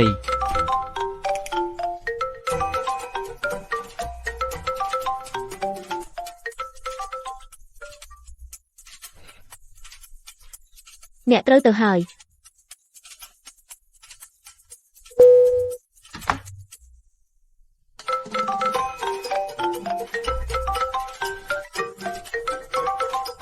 អ្នកអាចទទួលឬក៏កាត់ខ្សែកុំរំខានខ្ញុំ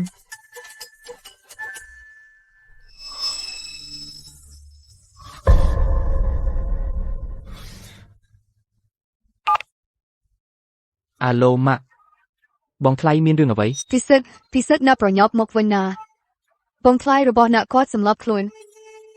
ខ្ញុំមិនបានប្រាប់អ្នកឲ្យមើលថែគាត់ទេ ខ្ញុំយ៉ាងណាក៏ដោយអ្នកប្រញាប់មកវិញណាលែងគ្នាទៅ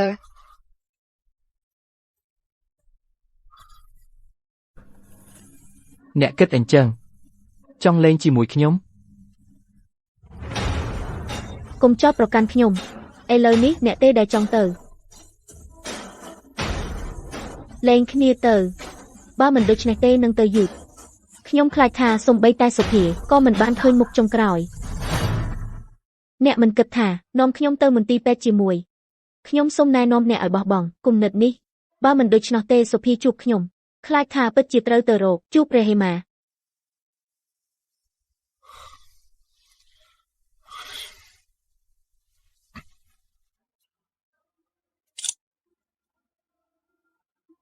ពីនេះទៅកុំលេងល្បែងបែបល្បិចគួរឲ្យធន់ខ្ជះខ្ជាយពេលវេលា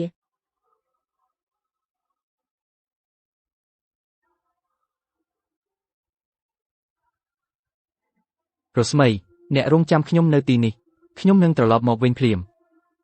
អ្នកធ្វើអ្វី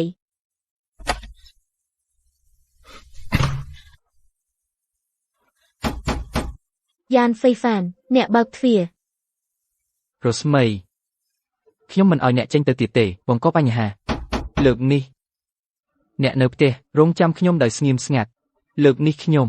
នឹងដោះស្រាយឲ្យចប់សពគ្រប់រឿងសុភា អេ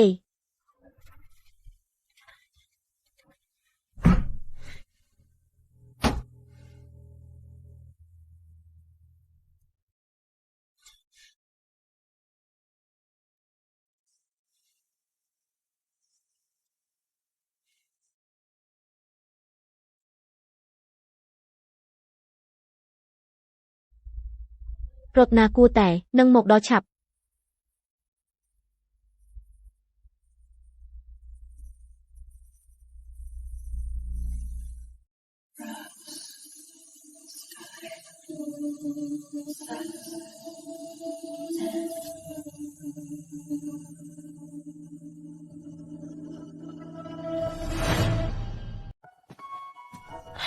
អ្នកភារមហេតុអ្វីបានជាអ្នក មើលទៅអ្នកធ្លាក់ចោលទៀតហើយ ប្រសិនបើអ្នកមកដើម្បីសើចដាក់ខ្ញុំអ្នកអាចទៅបាន អ្នកគិតថាខ្ញុំខំប្រឹងខ្លាំងដើម្បីរកអ្នកគឺមកសើចដាក់អ្នក អីទៀតមកជួយសង្គ្រោះខ្ញុំ បើខ្ញុំថាមែន លើកនេះរាប់ថាខ្ញុំជំពាក់គុណអ្នក ខ្ញុំជូនអ្នក មិនបាច់ទេមានគេមកទទួលខ្ញុំហើយ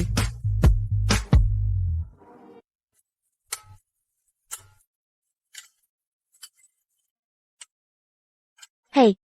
នៅឯណា កញ្ញាមើលខាងមុខ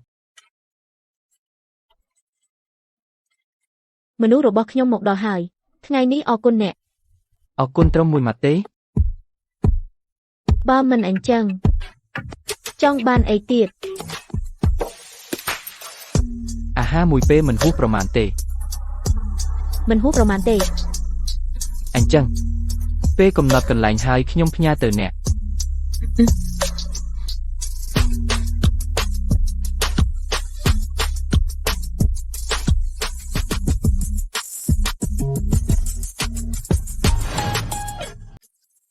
អ្នកមកដល់យូរហើយ យឺតជាងលោកភិរមមួយជំហាន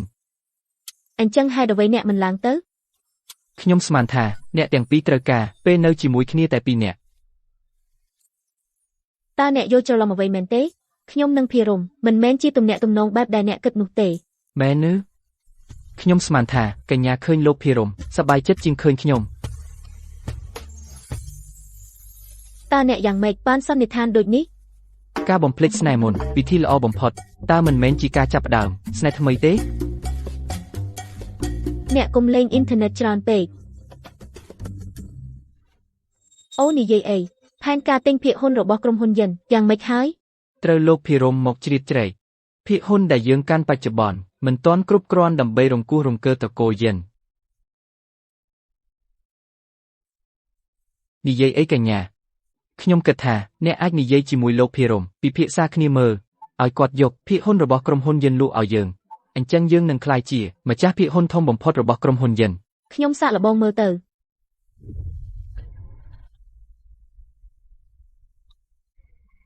សំណាងល្អដែលលើកនេះសភ័យបានរួចខ្លួនបើមិនដូច្នោះទេធ្វើមេសំណឹងបងប្រុសរបស់អ្នកដែលបានស្លាប់ ដោយសារបងថ្លៃមិនអីហើយអញ្ចឹងខ្ញុំទៅសិន អ្នកទៅលោនេះមែនទេបងថ្លៃរបស់អ្នកមិនទាន់ភ្ញាក់ទេយប់នេះត្រូវនៅទីនេះក្រែងនាងភ្ញាក់ឡើងក្រោយធ្វើរឿងថោកតងងម្ដងទៀតយប់នេះអ្នកនៅយាមទីនេះក្រែងនាងភ្ញាក់ឡើងក្រោយធ្វើរឿងថោកតងងទៀត អញ្ចឹងខ្ញុំចាត់ឆ្មាំ10នាក់មក អ្នកមានន័យយ៉ាងម៉េច អ្នកមើលនាងមិនជាប់មែនទេអញ្ចឹងខ្ញុំឲ្យឆ្មាំមើល10នាក់មិនគ្រប់ខ្ញុំបន្ថែមដល់20នាក់50នាក់100នាក់ប្រកាសជាមើលនាងជាប់ นัดกูไทยนี่ជាប្រពន្ធពងរបស់ណានាងមិនមែនជាអ្នកទូទេ អ្នកក៏ដឹងនាងគ្រាន់តែជាប្រពន្ធបងរបស់ខ្ញុំទេ ខ្ញុំដឹងថាកន្លងមកអ្នកនឿយហត់ណាស់ប៉ុន្តែសុភាគ្រាន់តែឃើញមុខណាអារម្មណ៍របស់នាងទើបស្ងប់បាន អញ្ចឹងខ្ញុំត្រូវឲ្យនាងឃើញដល់ពេលណាមួយជីវិតឬ ហាក់កេរិយាអ្នកមិននឹងសុភាទោះជាយ៉ាងណាបន្សល់ទុកស្បង់ណាកូនពីរនាក់ជួយមើលថែឲ្យបន្តិចម៉េចនៅពេលណាខ្លាយជាត្រជាក់ចិត្តបែបនេះ អ្នកមានគម្រោងអីខ្ញុំដឹងច្បាស់ប៉ុន្តែខ្ញុំសូមបញ្ជាក់ម្ដងទៀតប្រពន្ធរបស់ខ្ញុំនឹងមានតែរស្មីម្នាក់គត់វីរៈបានស្លាប់ហើយអ្នកទោះជាបង្ខំខ្ញុំឲ្យរៀបការជាមួយប្រពន្ធគាត់ចិញ្ចឹមកូនគាត់ខ្ញុំក៏មិនខ្លាចជាគាត់ដែរ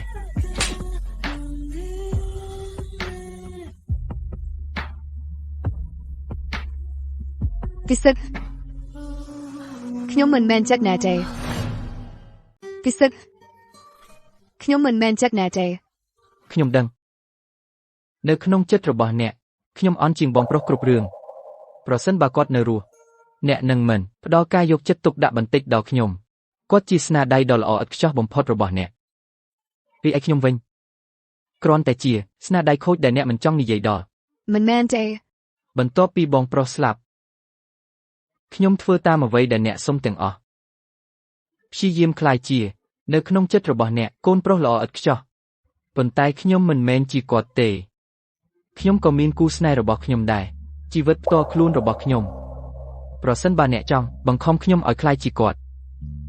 អញ្ចឹងចាត់ទុកខ្ញុំស្លាប់ទៅ ពិសិដ្ឋពិសិដ្ឋ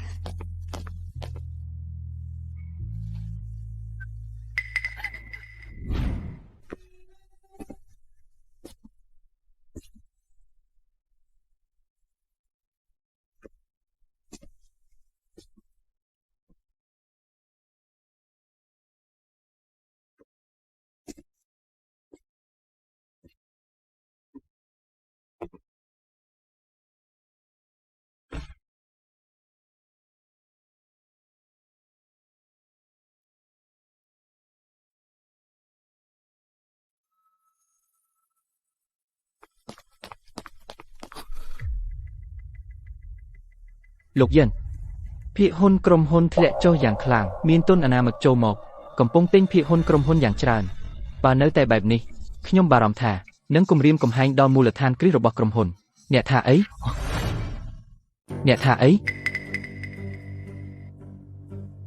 ខ្ញុំអត់បានប្រាប់អ្នកឲ្យតាមដានយ៉ាងដិតដល់ទេ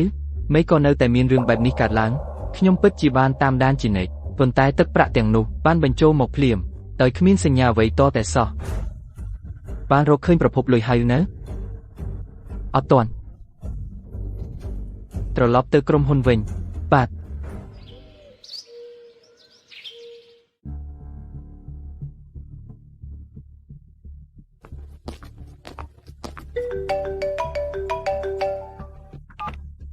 លេខាធិការចុករកឃើញហើយមានទឹកប្រាក់មួយចំនួនគឺរបស់ក្រុមហ៊ុនភិរមមួយទៀតមិនទាន់រកឃើញអូខេខ្ញុំដឹងហើយលោកយិននិយាយមកទឹកប្រាក់ពីចំនួនដែលមិនដឹងប្រភពយើងបានតាមដានរកឃើញមួយក្នុងចំណោមនោះអ្នកណាលោកភិរមបាទខ្ញុំគួរតែដឹងថាជាគាត់ពីមុនទៅពិនិត្យមើលយប់មិញអ្នកដែរនាំរស្មីទៅជាគាត់មែនទេបាទ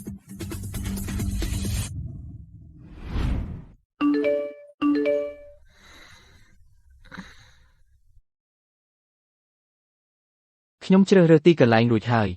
ជួបគ្នាថ្ងៃត្រង់ម៉ោង 12 អូខេ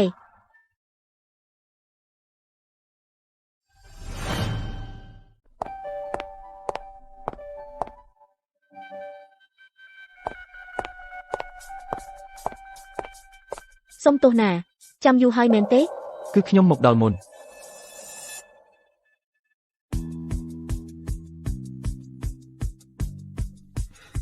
អរគុណ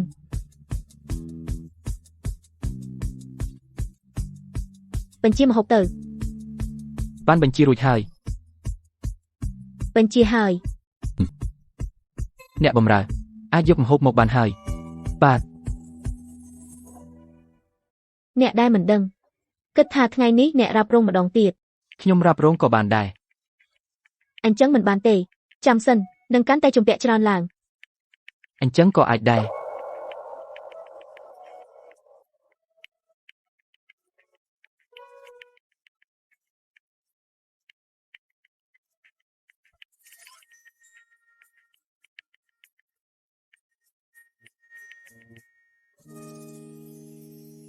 សូមអ្នកទាំងពីរទទួលទានដោយរីករាយ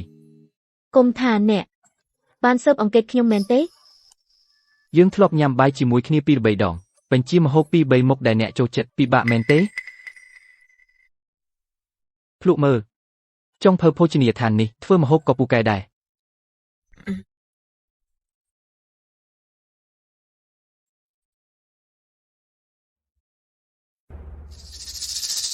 មានរឿងអីមិនសមនឹងមាត់មែនទេ អូអត់ទេគឺថាខ្ញុំមានរឿងមួយចង់សួរអ្នក រឿងអី ថ្មីនេះអ្នកក៏បានទិញភាគហ៊ុនរបស់ក្រុមហ៊ុនយិនមែនទេថ្មីនេះអ្នកក៏បានទិញភាគហ៊ុនដែរមែនទេរបស់ក្រុមហ៊ុនយិន តែ និយាយតាមត្រង់ដែលប្រកួតប្រជែងជាមួយអ្នកក្នុងការទិញភាគហ៊ុនក្រុមហ៊ុនយិនមនុស្សនោះគឺខ្ញុំ ខ្ញុំតែងតែគិតថានោះជាទុនពីបរទេសមិននឹកស្មានថាជាអ្នក អ្នកដឹងពីស្ថានភាពរបស់ខ្ញុំចង់លែងលេះជាមួយពិសិដ្ឋប៉ុន្តែគាត់មិនព្រមចុះហត្ថលេខាលើកិច្ចព្រមព្រៀងលែងលេះការប្តឹងត្រូវចំណាយពេលយូរខ្ញុំមិនអាចរងចាំបានយូរទេ ដូច្នេះអ្នកបានរៀបចំសាធារណមចង់ឆ្លៀតឱកាសទិញភាគហ៊ុនក្រុមហ៊ុនយិនដើម្បីគំរាមកំហែងឲ្យពិសិដ្ឋលែងលះ អ្នកអាចយល់បែបនោះបាន ចុះលិខិតរំលូតកូននោះ ពិតមែន ខ្ញុំមិនដឹងទេអ្នកគឺជាអ្នកនៅពីក្រោយបើអ្នកចង់បានខ្ញុំអាចផ្ទេរភាគហ៊ុនទាំងអស់ឲ្យអ្នក អរគុណអ្នកដាក់តម្លៃអ្វីក៏បាន ត្រកូលយិនតែងតែគិតថាអ្នកជាក្មេងស្រីកំព្រាគ្មានទីពឹងសូម្បីតែពិសិដ្ឋខ្លួនឯងក៏គិតថាខ្ញុំនៅពីក្រោយគាំទ្រអ្នកបើគេដឹងទុនដែលនៅពីក្រោយអ្នកអាចអង្រួនក្រុមហ៊ុនយិនទាំងមូលគេនឹងគិតយ៉ាងម៉េច ប្រហែលគេក៏នឹងគិតថាខ្ញុំប្រឌិតមែន មនុស្សល្ងងតែងគួរឲ្យអស់សំណើចភាគហ៊ុនខ្ញុំអាចផ្ទេរទាំងអស់តាមតម្លៃដើមឲ្យអ្នកតែល្ខោននេះខ្ញុំចង់មើលពីដើមដល់ចប់ អ្នកប្រកាសទេ ប្រាកដ ព្រម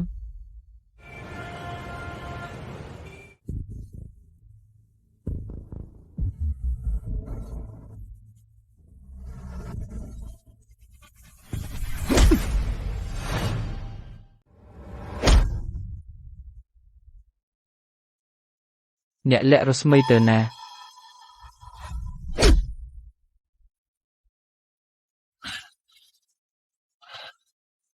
នេះជាការពារខ្លួន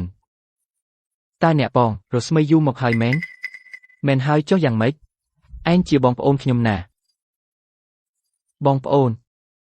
បើគ្មាននាងអ្នកគិតថាអ្នកមានសិទ្ធិរាប់ខ្ញុំជាបងប្អូនឯងអ្នកថ្មីនេះកំពុងទិញយ៉ាងច្រើនមែនទេភាគហ៊ុនក្រុមហ៊ុនយិនមែនហើយចុះយ៉ាងម៉េចខ្ញុំប្រាប់អ្នកកុំខំឥតប្រយោជន៍រស្មីពិតជាមិនស្រឡាញ់អ្នកទេនាងស្រឡាញ់ខ្ញុំឬអត់មិនសំខាន់ទេគ្រាន់តែមិនស្រឡាញ់អ្នកក៏ល្អហើយភិរម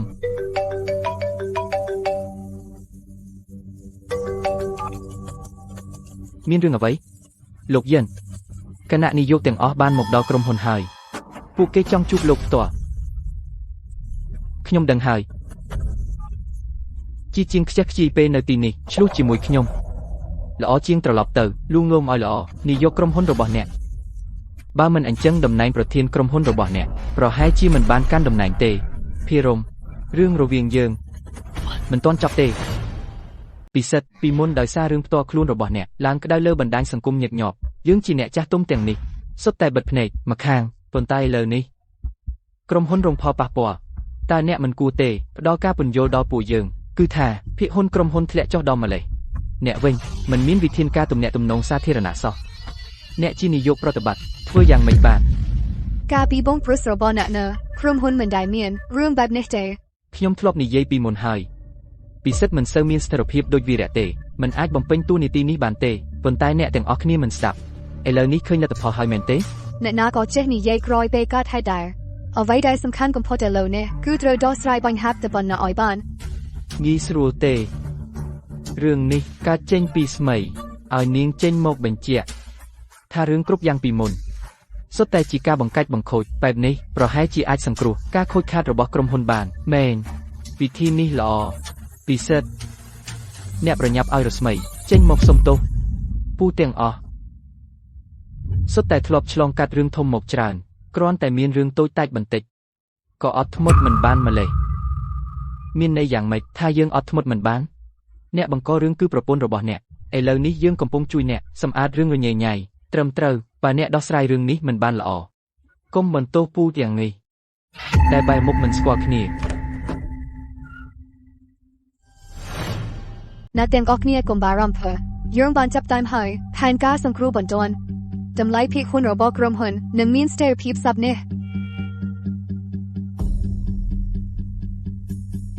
ម៉ាក់អ្នកទាំងអស់គ្នាមកធ្វើអ្វី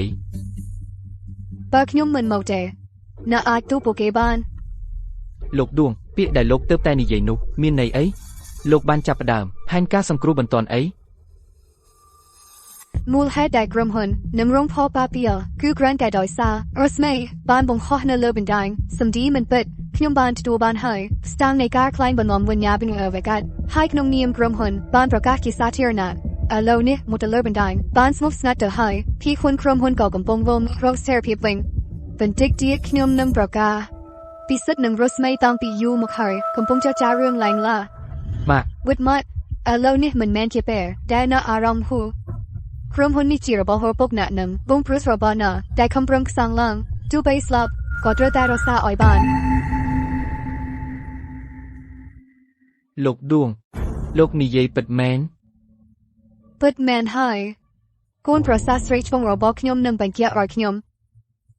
លោកពូទាំងអស់កុំបារម្ភខ្ញុំនឹងខំប្រឹងជាមួយអ្នកទាំងអស់គ្នាជួយក្រុមហ៊ុនឆ្លងផុតវិបត្តិនេះ ល្អខ្ញុំដឹងហើយស្រីនឹងមិនអាចបង្ករឿងអ្វីបានទេខ្ញុំមិនព្រមលែងលះទេខ្ញុំមិនលែងលះទេ អ្នកនិយាយអ្វីខុសម៉ងអីហើយអ្នកនៅតែការពារនាងទៀត រឿងផ្សេងទៀតខ្ញុំអាចតាមអ្នកតែខ្ញុំមិនព្រមលែងលះទេ អាណោះ ម៉ាក់ពិសិដ្ឋនៅតែមានស្នេហានឹងរស្មីយើងកុំបង្ខំគាត់អី អ្នកមានស្នេហានឹងនាងតែនាងមានស្នេហានឹងណាទេបើនាងចាត់ទុកអ្នកជាប្តីនាងក៏មិននៅលើអ៊ីនធឺណិតបង្កើតពាក្យចាំអារហាមបែបនោះគ្រូសាយើងទាំងមូល ខ្ញុំបាននិយាយហើយលែងលះមិនបានទេលោកដួងពិសិដ្ឋនៅក្មេងពេកហើយពេលរឿងនេះចប់ហើយតំណែងប្រធានក្រុមហ៊ុនយើងនៅតែត្រូវពិចារណាឡើងវិញត្រឹមត្រូវខ្ញុំមិនចង់ឃើញញឹកញាប់ក្រុមហ៊ុនរបស់យើងមានព័ត៌មានអវិជ្ជមានឡើងក្តៅ កុំបារម្ភហើយ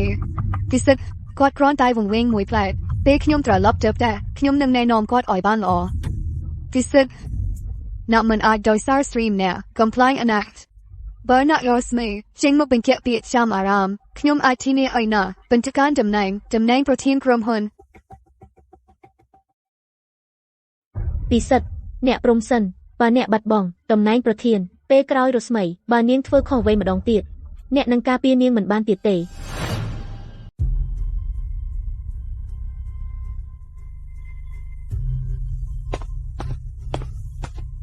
មកធ្វើអីមកបានគ្រប់គ្នាមែននេះជាក្រុមហ៊ុនរបស់យើងការប្រជុំផ្ទៃក្នុងចេញទៅឥឡូវនេះ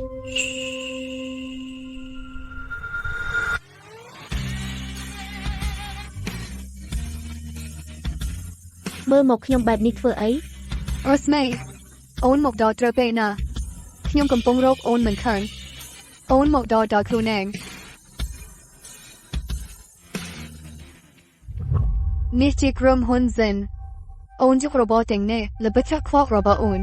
ដាក់វាចោលទៅ រស្មីឥឡូវនេះអូនគួរតែហៅខ្ញុំដោយការគោរពលោកលី លោកលីគ្រាន់តែណាសំដេ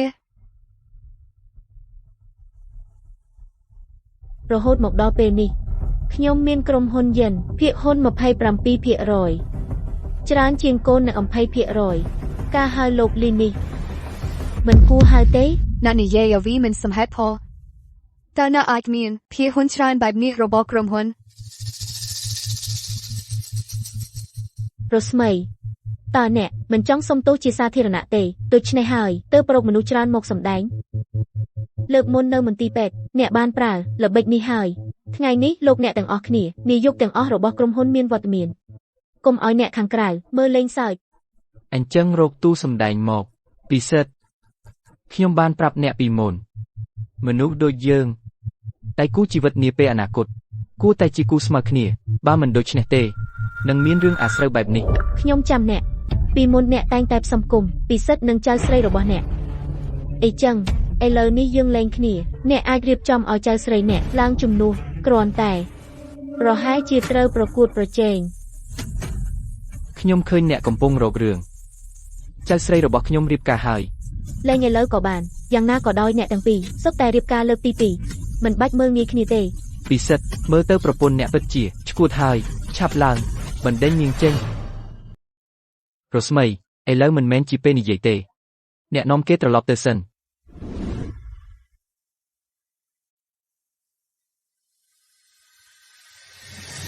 រស្មីក្រោកឡើងកន្លែងនេះជាកន្លែងដែលអ្នកអាចអង្គុយបានទេ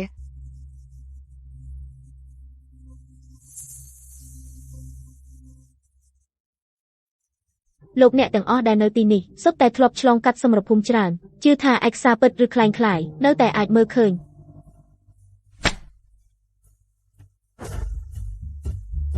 នេះហាក់ដូចជាពិតមែន មិនអាចពិតទេនាងគឺជាក្មេងកំប្រាគ្មាននៅពុកកំដៃមិនបានគីមានភាគហ៊ុនច្រើនម្លេះក្នុងក្រុមហ៊ុនឯកសារនេះប្រកាសជាคล้ายៗ លោកដួងរបស់នេះមិនអាចคล้ายៗបានទេអ្នកមើលខ្លួនឯងទៅ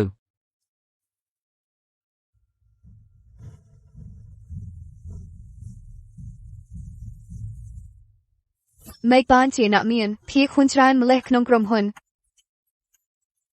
គឺអ្នកបានផ្ទេរភាគហ៊ុនរបស់អ្នកហើយនាង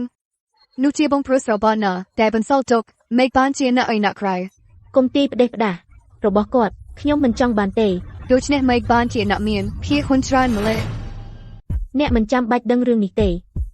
អ្នកគ្រាន់តែត្រូវដឹងចាប់ពីថ្ងៃនេះទៅខ្ញុំគឺជាក្រុមហ៊ុនយិនអ្នកគ្រប់គ្រងពិតប្រាកដ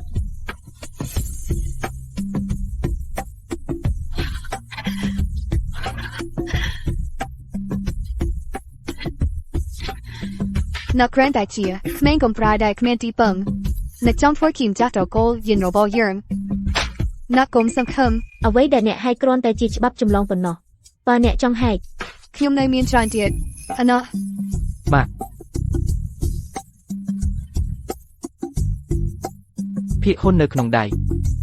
គឺភារមឲ្យអ្នកសូមបញ្ជាក់មិនមែនឲ្យទេគឺលោកនាងជាមនុស្សបែបណាខ្ញុំមិនដឹងទេតាមតម្លៃទីផ្សារធ្វើម៉េចនាងអាចទិញបានភាគហ៊ុនច្រើនបែបនេះ ពិសិដ្ឋនៅក្នុងភ្នែកអ្នកខ្ញុំជាមនុស្សយ៉ាងណាគ្មានអ្វីសោះគ្រាន់តែពឹងផ្អែកលើអ្នកទើបអាចព្រោះបានដូចជាប៉ារ៉ាស៊ីតអ្នកមានន័យបែបនេះមែនគ្រួសារអ្នកមើលងាយខ្ញុំអ្នកក៏ដូចគ្នាអ្នកគិតថាការរៀបការជាមួយខ្ញុំគឺជាការលើកតម្កើងដល់ខ្ញុំអំណោយដ៏ធំបំផុតដូច្នេះអ្នកមិនអនុញ្ញាតឲ្យខ្ញុំប្រឆាំងនឹងគ្រួសារអ្នកប្រងើយកន្តើយនឹងការប្រមាថរបស់ពួកគេចំពោះខ្ញុំ រស្មីខ្ញុំ ប៉ុន្តែឥឡូវនេះមិនអីទេតំណែងជាភរិយាកូនប្រុសទី2របស់ត្រកូលយិនខ្ញុំមិនយកទេថ្ងៃនេះអ្នកនៅចំពោះមុខអ្នកទាំងអស់គ្នាចុះហត្ថលេខាលើកិច្ចព្រមព្រៀងលែងលេះបើមិនដូច្នោះទេខ្ញុំនឹងធ្វើឲ្យក្រុមហ៊ុនយិនបដូរត្រកូលទៅជារស្មី ចុះហត្ថលេខាយើងចុះហត្ថលេខាលើនេះយកកិច្ចព្រមព្រៀងឡើងមក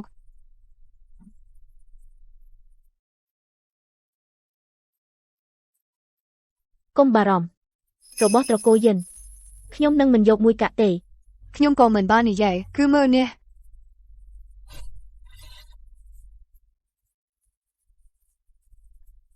ពិសិដ្ឋចុះហត្ថលេខាលឿន អ្នកបង្ករឿងធំបែបនេះគឺដើម្បីបង្ខំខ្ញុំឲ្យចុះហត្ថលេខា បាទ តើភិរមឲ្យអ្នកផឹកអ្វីឲ្យវង្វេងតែធ្វើឲ្យអ្នកមិនខ្លាចក្បត់អាពាហ៍ពិពាហ៍របស់យើង ព្រោះគាត់គ្មានបងថ្លៃ ខ្ញុំមិនថាគ្មានបងថ្លៃទេថែមទាំងគ្មានប្អូនថ្លៃទៀតឪពុកម្ដាយខ្ញុំមានកូនតែមួយគឺខ្ញុំសួរអ្នកឬខ្ញុំក៏មិនបានឆ្លើយអ្នកដែរ គុំនិយាយច្រើនជាមួយគាត់ឥឡូវនេះនៅមិនទាន់យល់ទៀតនាងរកអ្នកថ្មីទុកហើយចុះហត្ថលេខាឲ្យលឿនទៅ ខ្ញុំមិនអាចចុះហត្ថលេខាទេអ្នកមិនត្រូវគិតថាអាចជាមួយភិរមដោយត្រឹមត្រូវនៅជាមួយគ្នា អ្នកវង្វេងហើយស្ត្រីម្នាក់នេះអ្នកទុកនាងនៅក្បែរធ្វើអ្វីមិនខ្មាស់គេទីទេចុះហត្ថលេខាឲ្យលឿន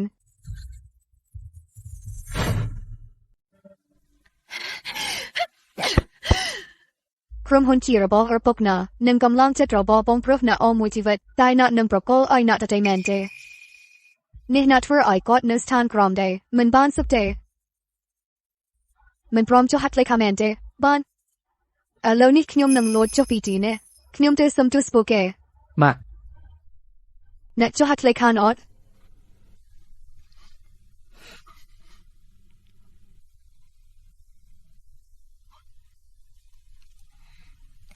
ខ្ញុំចុះហត្ថលេខា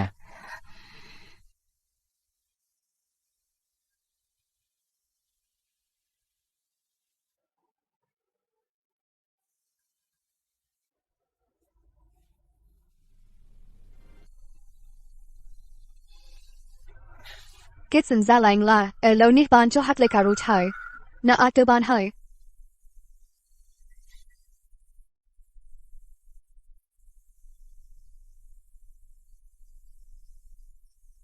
ក ញ្ញាគ្មានបញ្ហាទេភាគហ៊ុនរបស់ក្រុមហ៊ុនហេតុអ្វីបានជាធ្លាក់ចុះទៀត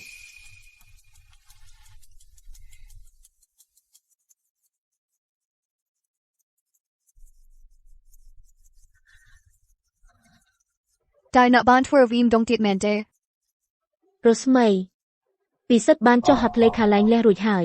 ហេតុអ្វីបានជាអ្នកនៅតែបង្កាច់បង្ខូចខ្ញុំតាមអ៊ីនធឺណិតទៀត នាងបានធ្វើអ្វី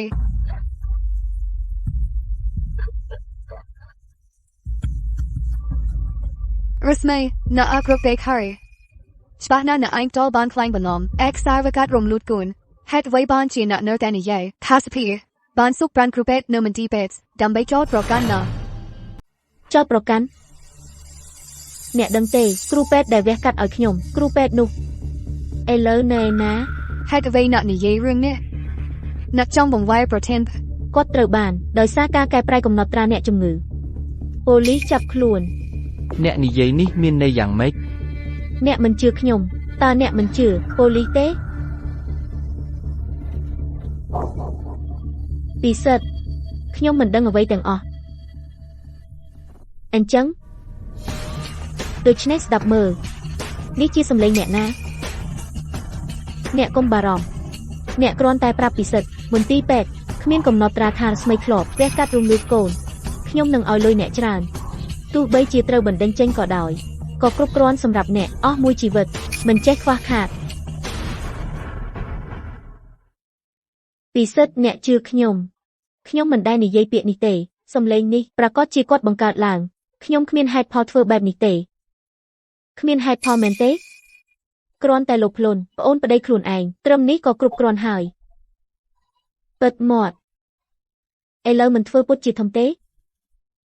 ការថតនេះគឺជាភស្តុតាងដែលខ្ញុំប្រគល់ឲ្យប៉ូលីសដ៏សំខាន់បំផុតខាងគេបានបញ្ជាក់រួចហើយថាពិត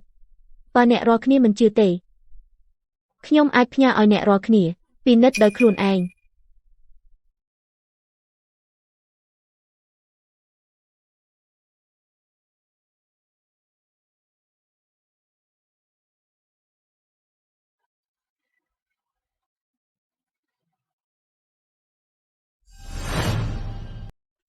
រស្មីកុំបង្វែរបញ្ហាទៀតទើបតែណាថាហើយគ្រាន់តែហ្វេហ្វាននៅលើកិច្ចព្រមព្រៀងឡើងៗនេះចុះហត្ថលេខាអ្នកនឹងមិនប៉ះពាល់ក្រុមហ៊ុនយន្តទៀតទេ ខ្ញុំមិនបាននិយាយដូចនេះទេខ្ញុំមានន័យថាប្រសិនបើអ្នកទាំងអស់គ្នាមិនចុះហត្ថលេខាលើកិច្ចព្រមព្រៀងលែងលេះខ្ញុំនឹងធ្វើឲ្យក្រុមហ៊ុនយន្តបដូរទៅជាតកូលី ឥឡូវនេះវានៅតែជាត្រកូលយិនមែនទេ ប៉ុន្តែប្រសិនបើនៅកែបន្តិចទៀតក្រុមហ៊ុនយិននឹងខ្សែចិន នោះមិនមែននៅក្នុងការសន្យារបស់ខ្ញុំទេរស្មី កុំគិតថាអ្នកមានភារកិច្ចនៅពីក្រោយគាំទ្រណាអាយធ្វើអ្វីតាមទឹកអ្នកជឿទេប្រសិនបើនៅតែមិនឈប់ទៀតទោះបីខ្ញុំស្លាប់ក៏ដោយក៏នឹងទីអ្នកទាំងដកគ្នាមកជាមួយដែរ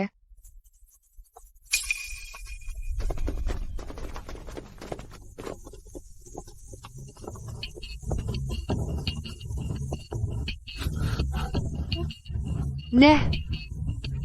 ហេតុអ្វីមានមនុស្សច្រើនម្ល៉េះ សំដីធំលេះ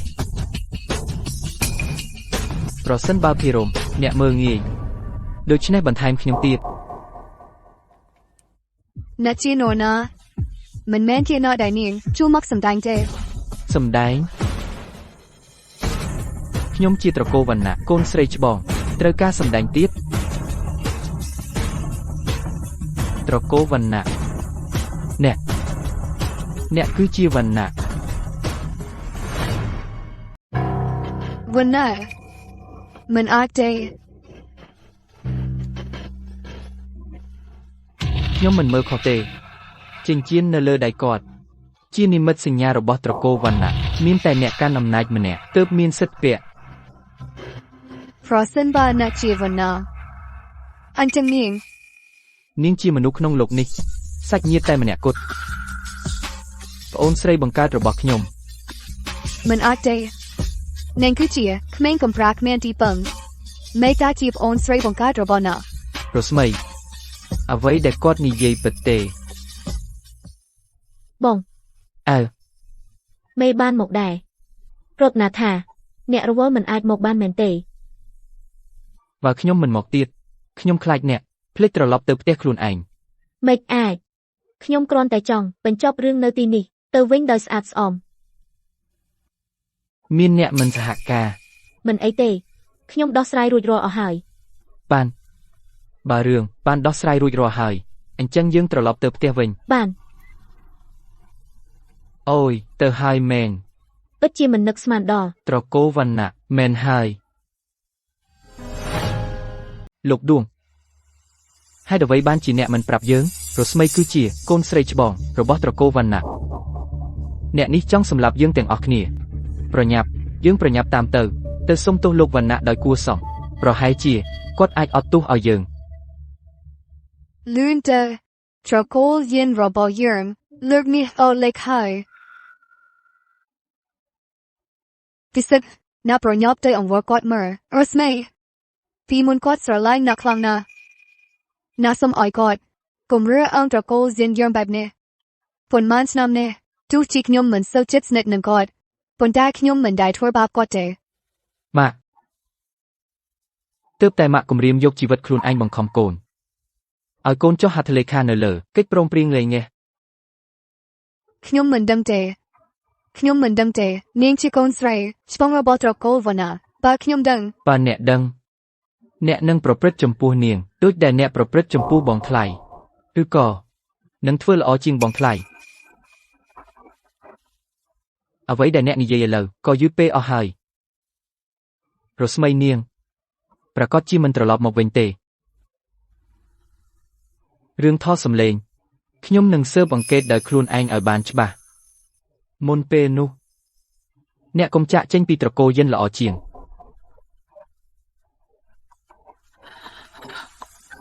ពិសិដ្ឋ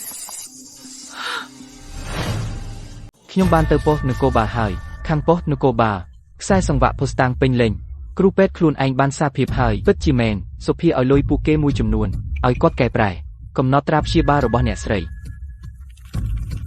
និងភាគហ៊ុនរបស់ក្រុមហ៊ុនថ្មីនេះកំពុងធ្លាក់ចុះជាបន្តបន្ទាប់គម្រោងសំខាន់ជាច្រើនត្រូវបានផាកប្រហែលជាមានអ្នករារាំងពីក្រោយរកឃើញហើយថាជាអ្នកណាបាទក្រុមហ៊ុនវណ្ណៈ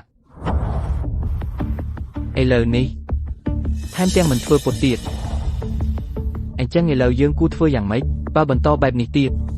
ក្រុមហ៊ុននឹងមិនអាចទ្រាំបានយូរទេតើអ្នកគិតថាយើងអាចធ្វើអ្វីទៀតបាននោះជាត្រកូលវណ្ណៈតើអ្នកគិតថាយើងអាចមានសមត្ថភាពប្រយុទ្ធជាមួយគេ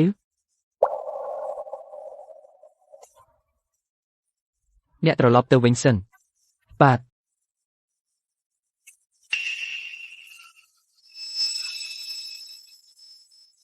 លោកយិននេះគឺរបស់អ្នកស្រីកំណត់ត្រាព្យាបាលដែលមិនត្រូវបានកែប្រែ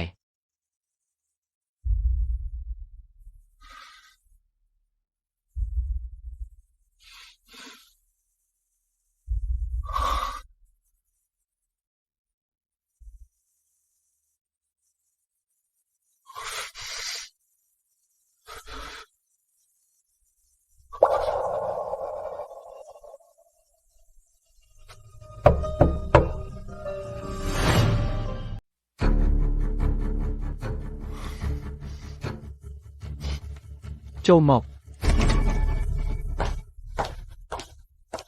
លោកថ្ងៃនេះបន្ទាប់ពីត្រឡប់មកវិញមិនបានញ៉ាំអ្វីសោះមិនថាយ៉ាងណាទេក៏មិនគួរធ្វើបាបខ្លួនឯងដែរ ខ្ញុំដឹងហើយអ្នកចេញទៅសិននៅមានអ្វីទៀតទេ លោកខ្ញុំគិតតែមានរបបមួយគួរតែឲ្យលោកមើលនេះជាថ្ងៃដែលអ្នកស្រីធំសម្រាលខ្ញុំថាត់បានដល់កាយដន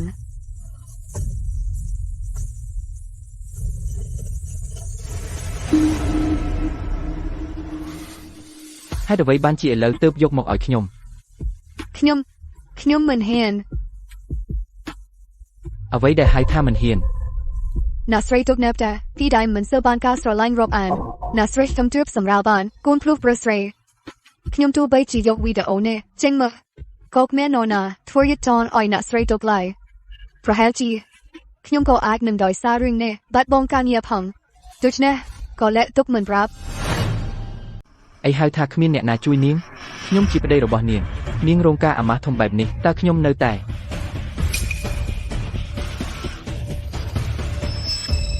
មែនហើយខ្ញុំបន្ទោសអ្នកធ្វើអ្វីពិតជាខ្ញុំមិនដែលជឿនាងសោះនាងពិតជាតែងតែសុំជំនួយពីខ្ញុំ លោកតាលោកពិតជាស្រឡាញ់អ្នកម្ចាស់ស្រីមែន ខ្ញុំមិនស្រឡាញ់ទេហេតុអ្វីបានជាខ្ញុំរៀបការជាមួយនាង តែបើលោកពិតជាស្រឡាញ់អ្នកម្ចាស់ស្រីហេតុអ្វីបានជាបណ្ដោយឲ្យអ្នកដេកធ្វើបាបនាង ចំពោះនាងអាក្រក់ខ្លាំងមែនទេ មិនសូវល្អទេយ៉ាងណាក៏ដោយប្តីរបស់ខ្ញុំមិនដូចលោកទេដូចលោកធ្វើចំពោះអ្នកម្ចាស់ស្រីចំពោះខ្ញុំលោកតាអ្នកម្ចាស់ស្រីនាងត្រឡប់មកវិញទេ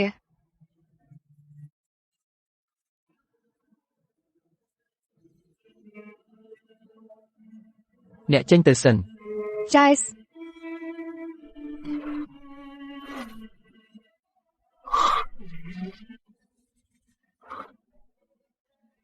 Hafen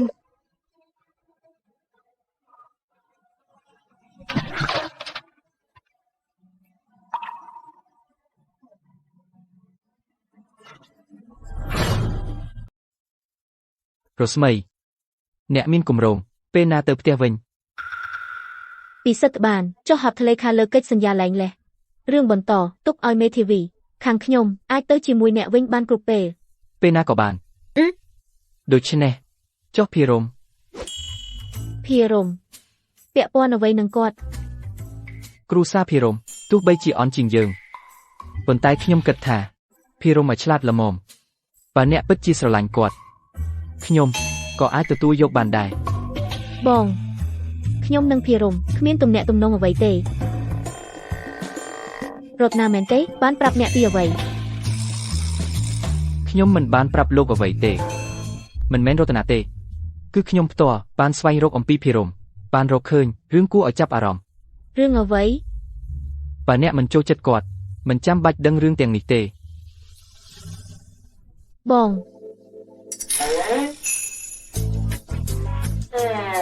ខ្ញុំមិនដឹងអ្វីទាំងអស់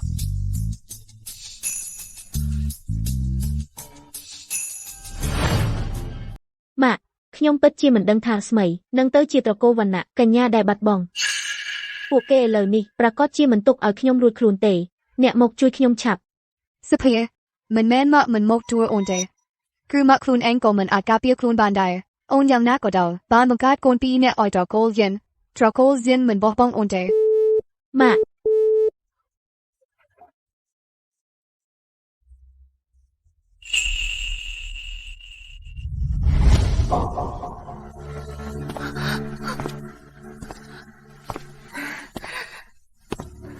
ពិសិដ្ឋយប់បែបនេះហេតុអ្វីបានជាអ្នកមកមន្ទីរពេទ្យ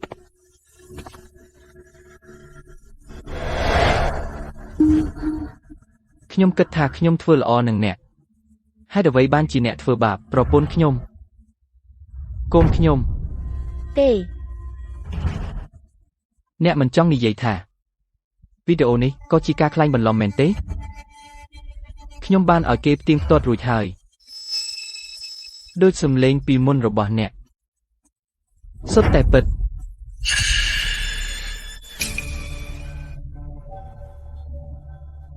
មែនពិតជាខ្ញុំរុញរស្មីអញ្ចឹងអីខ្ញុំមិនបានអង្វរអ្នកទេជូនខ្ញុំទៅមន្ទីរពេទ្យគឺអ្នកបានបដិសេធនាងគឺអ្នកផ្ទាល់បានសម្លាប់កូនរបស់អ្នក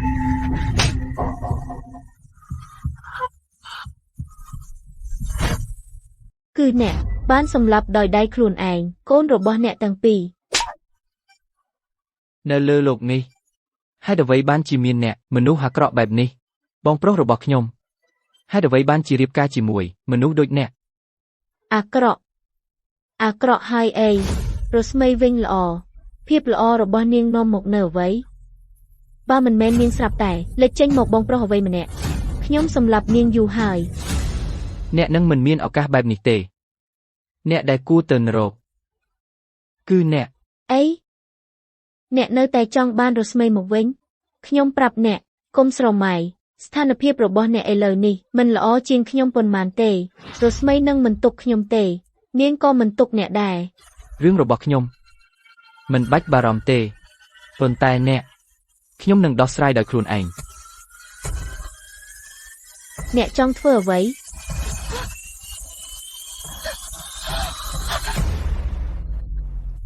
ពិសិដ្ឋអ្នកឈួតហើយអ្នកបានដាក់វីដេអូលើអ៊ីនធឺណិតខ្ញុំខូចឈ្មោះអ្នកក៏រត់មិនរួចដែរ ខ្ញុំមិនរត់ទេ អ្នកពិតជាមនុស្សឈួត ខ្ញុំមិនមែនទេអ្នកទេតាអញ្ចឹងខ្ញុំគ្រោងផ្លាស់កន្លែងឲ្យអ្នក កុំពិសិដ្ឋអ្នកនឹងនាំខ្ញុំទៅណាខ្ញុំជាប្រពន្ធបងប្រុសរបស់អ្នកម្ដាយរបស់កូនបើអ្នកហ៊ានធ្វើបាបខ្ញុំពេលពួកគេធំឡើងប្រកាសជាមិនទុកអ្នកទេ អ្នកគិតថាពួកគេនឹងចង់បានម្នាក់ដែលមានជំងឺផ្លូវចិត្តធ្វើជាម្ដាយមែនទេ អ្នកនិយាយអញ្ចឹងមានន័យយ៉ាងម៉េច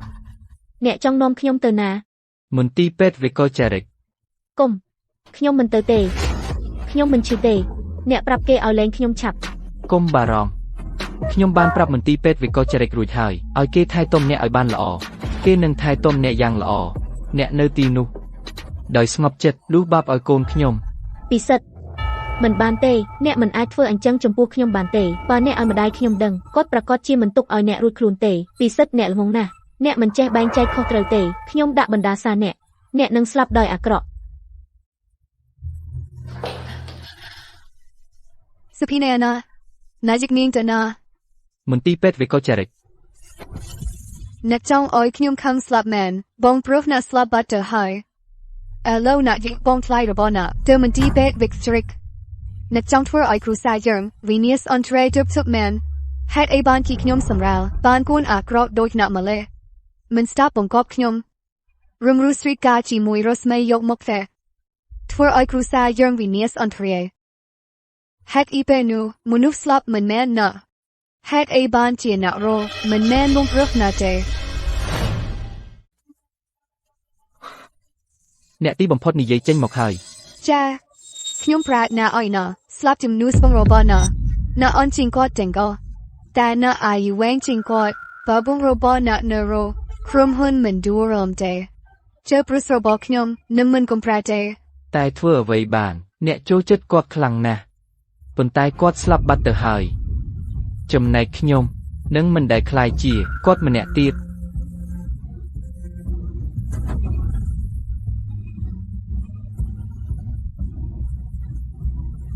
វីរ៉េ ភារមអ្នក ខ្ញុំនិយាយលេងទេ ខ្ញុំមិនដឹងទេអ្នកថាពឹងស្រីមានន័យថាអីបើអ្នកនិយាយពីអត្ថន័យការងារដូច្នេះបើមានគម្រោងសំរុំនៅពេលក្រោយខ្ញុំនឹងគិតដល់អ្នកមុនគេប៉ុន្តែបើជារឿងផ្សេងខ្ញុំសុំទោសឥឡូវនេះខ្ញុំគ្មានបំណងចាប់ផ្ដើមស្នេហាថ្មី យល់ហើយប៉ុន្តែខ្ញុំសួរបានទេអ្នកនៅតែចូលចិត្តពិសិដ្ឋដែរទេ សំណួរនេះអ្នកធ្លាប់សួរខ្ញុំម្ដងហើយខ្ញុំអាចឆ្លើយអ្នកម្ដងទៀតខ្ញុំមិនចូលចិត្តទេ ចឹងល្អហើយ ហេខ្ញុំដឹងហើយ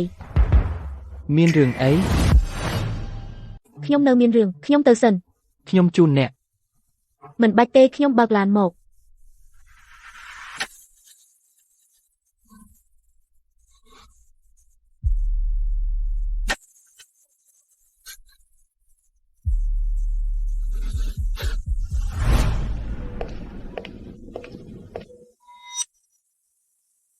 អ្នកចេញមករកខ្ញុំមែនទេ វីដេអូនោះអ្នកដាក់ចេញ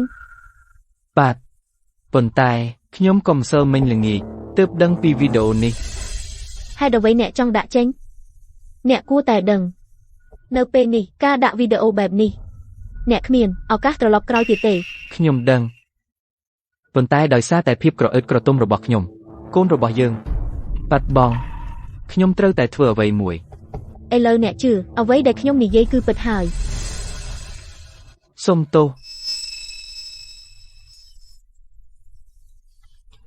ខ្ញុំមិនត្រូវការសុំទោសរបស់អ្នកទេប្រហែលជាកូន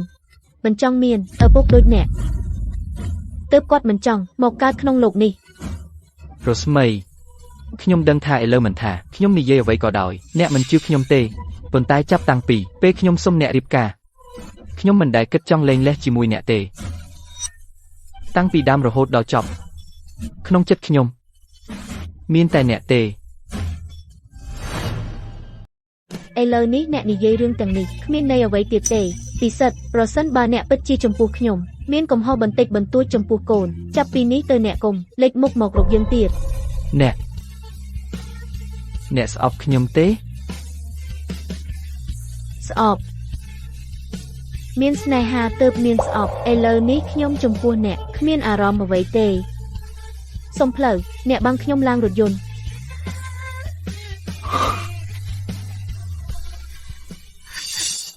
ទៅស្លាប់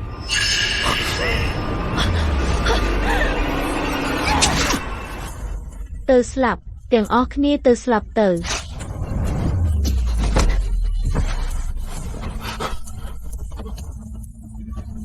ហេតុអ្វីបានជាសម្លាប់គេអញ្ចឹង ខ្ញុំនាំអ្នកទៅមន្ទីរពេទ្យទៅ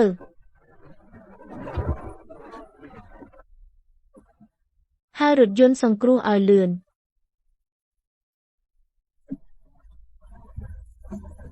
រស្មី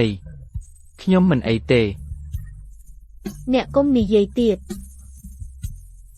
រស្មីខ្ញុំមានអារម្មណ៍ឈឺបន្តិចអ្នកអាចកុំធ្វើអាក្រក់ជាមួយខ្ញុំពេក អ្នកដឹងថាឈឺហេតុអ្វីបានជាអ្នកនៅតែប្រញាប់មក ពីមុនគឺខ្ញុំមិនបានការពារអ្នកទេលើកនេះខ្ញុំមិនអាចមើលអ្នករងរបួសនៅចំពោះមុខខ្ញុំ កុំគិតថាធ្វើបែបនេះខ្ញុំនឹងអត់ទោសឲ្យអ្នក ខ្ញុំមិនសង្ឃឹមអ្នកអត់ទោសឲ្យខ្ញុំរស្មីពិតជាខ្ញុំពិតជាសុំទោសខ្ញុំបានរៀបការជាមួយអ្នកប៉ុន្តែមិនអាចថែទាំអ្នកបានល្អខ្ញុំគិតថាបើខ្ញុំស្ដាប់តាមម្ដាយខ្ញុំបន្តិចទៀតនាងនឹងដូចដែលនាងស្រឡាញ់បងប្រុសខ្ញុំដែរស្រឡាញ់ខ្ញុំ អ្នកកុំនិយាយទៀត ខ្ញុំខុសហើយរស្មីខ្ញុំមិនគួរសង្ឃឹមចង់បានអ្នកដែលមិនស្រឡាញ់ខ្ញុំដោយសារការផ្លាស់ប្ដូររបស់ខ្ញុំនិងស្រឡាញ់ខ្ញុំគួរតែចាប់ដៃកាន់ឲ្យជាប់ជានិច្ចអ្នកដែលស្រឡាញ់ខ្ញុំ ខ្ញុំបាននិយាយថាអ្នកកុំនិយាយទៀត រស្មីខ្ញុំពិតជា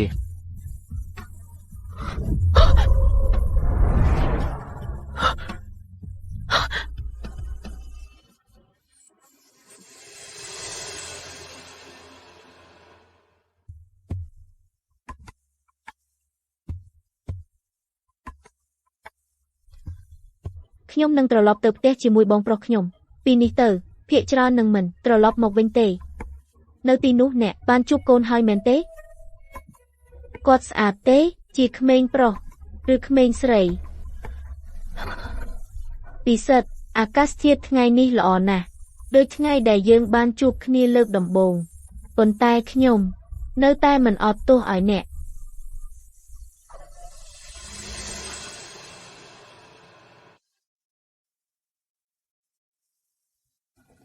សួស្តីសុំទោសនៅទីនេះមានអ្នកទេ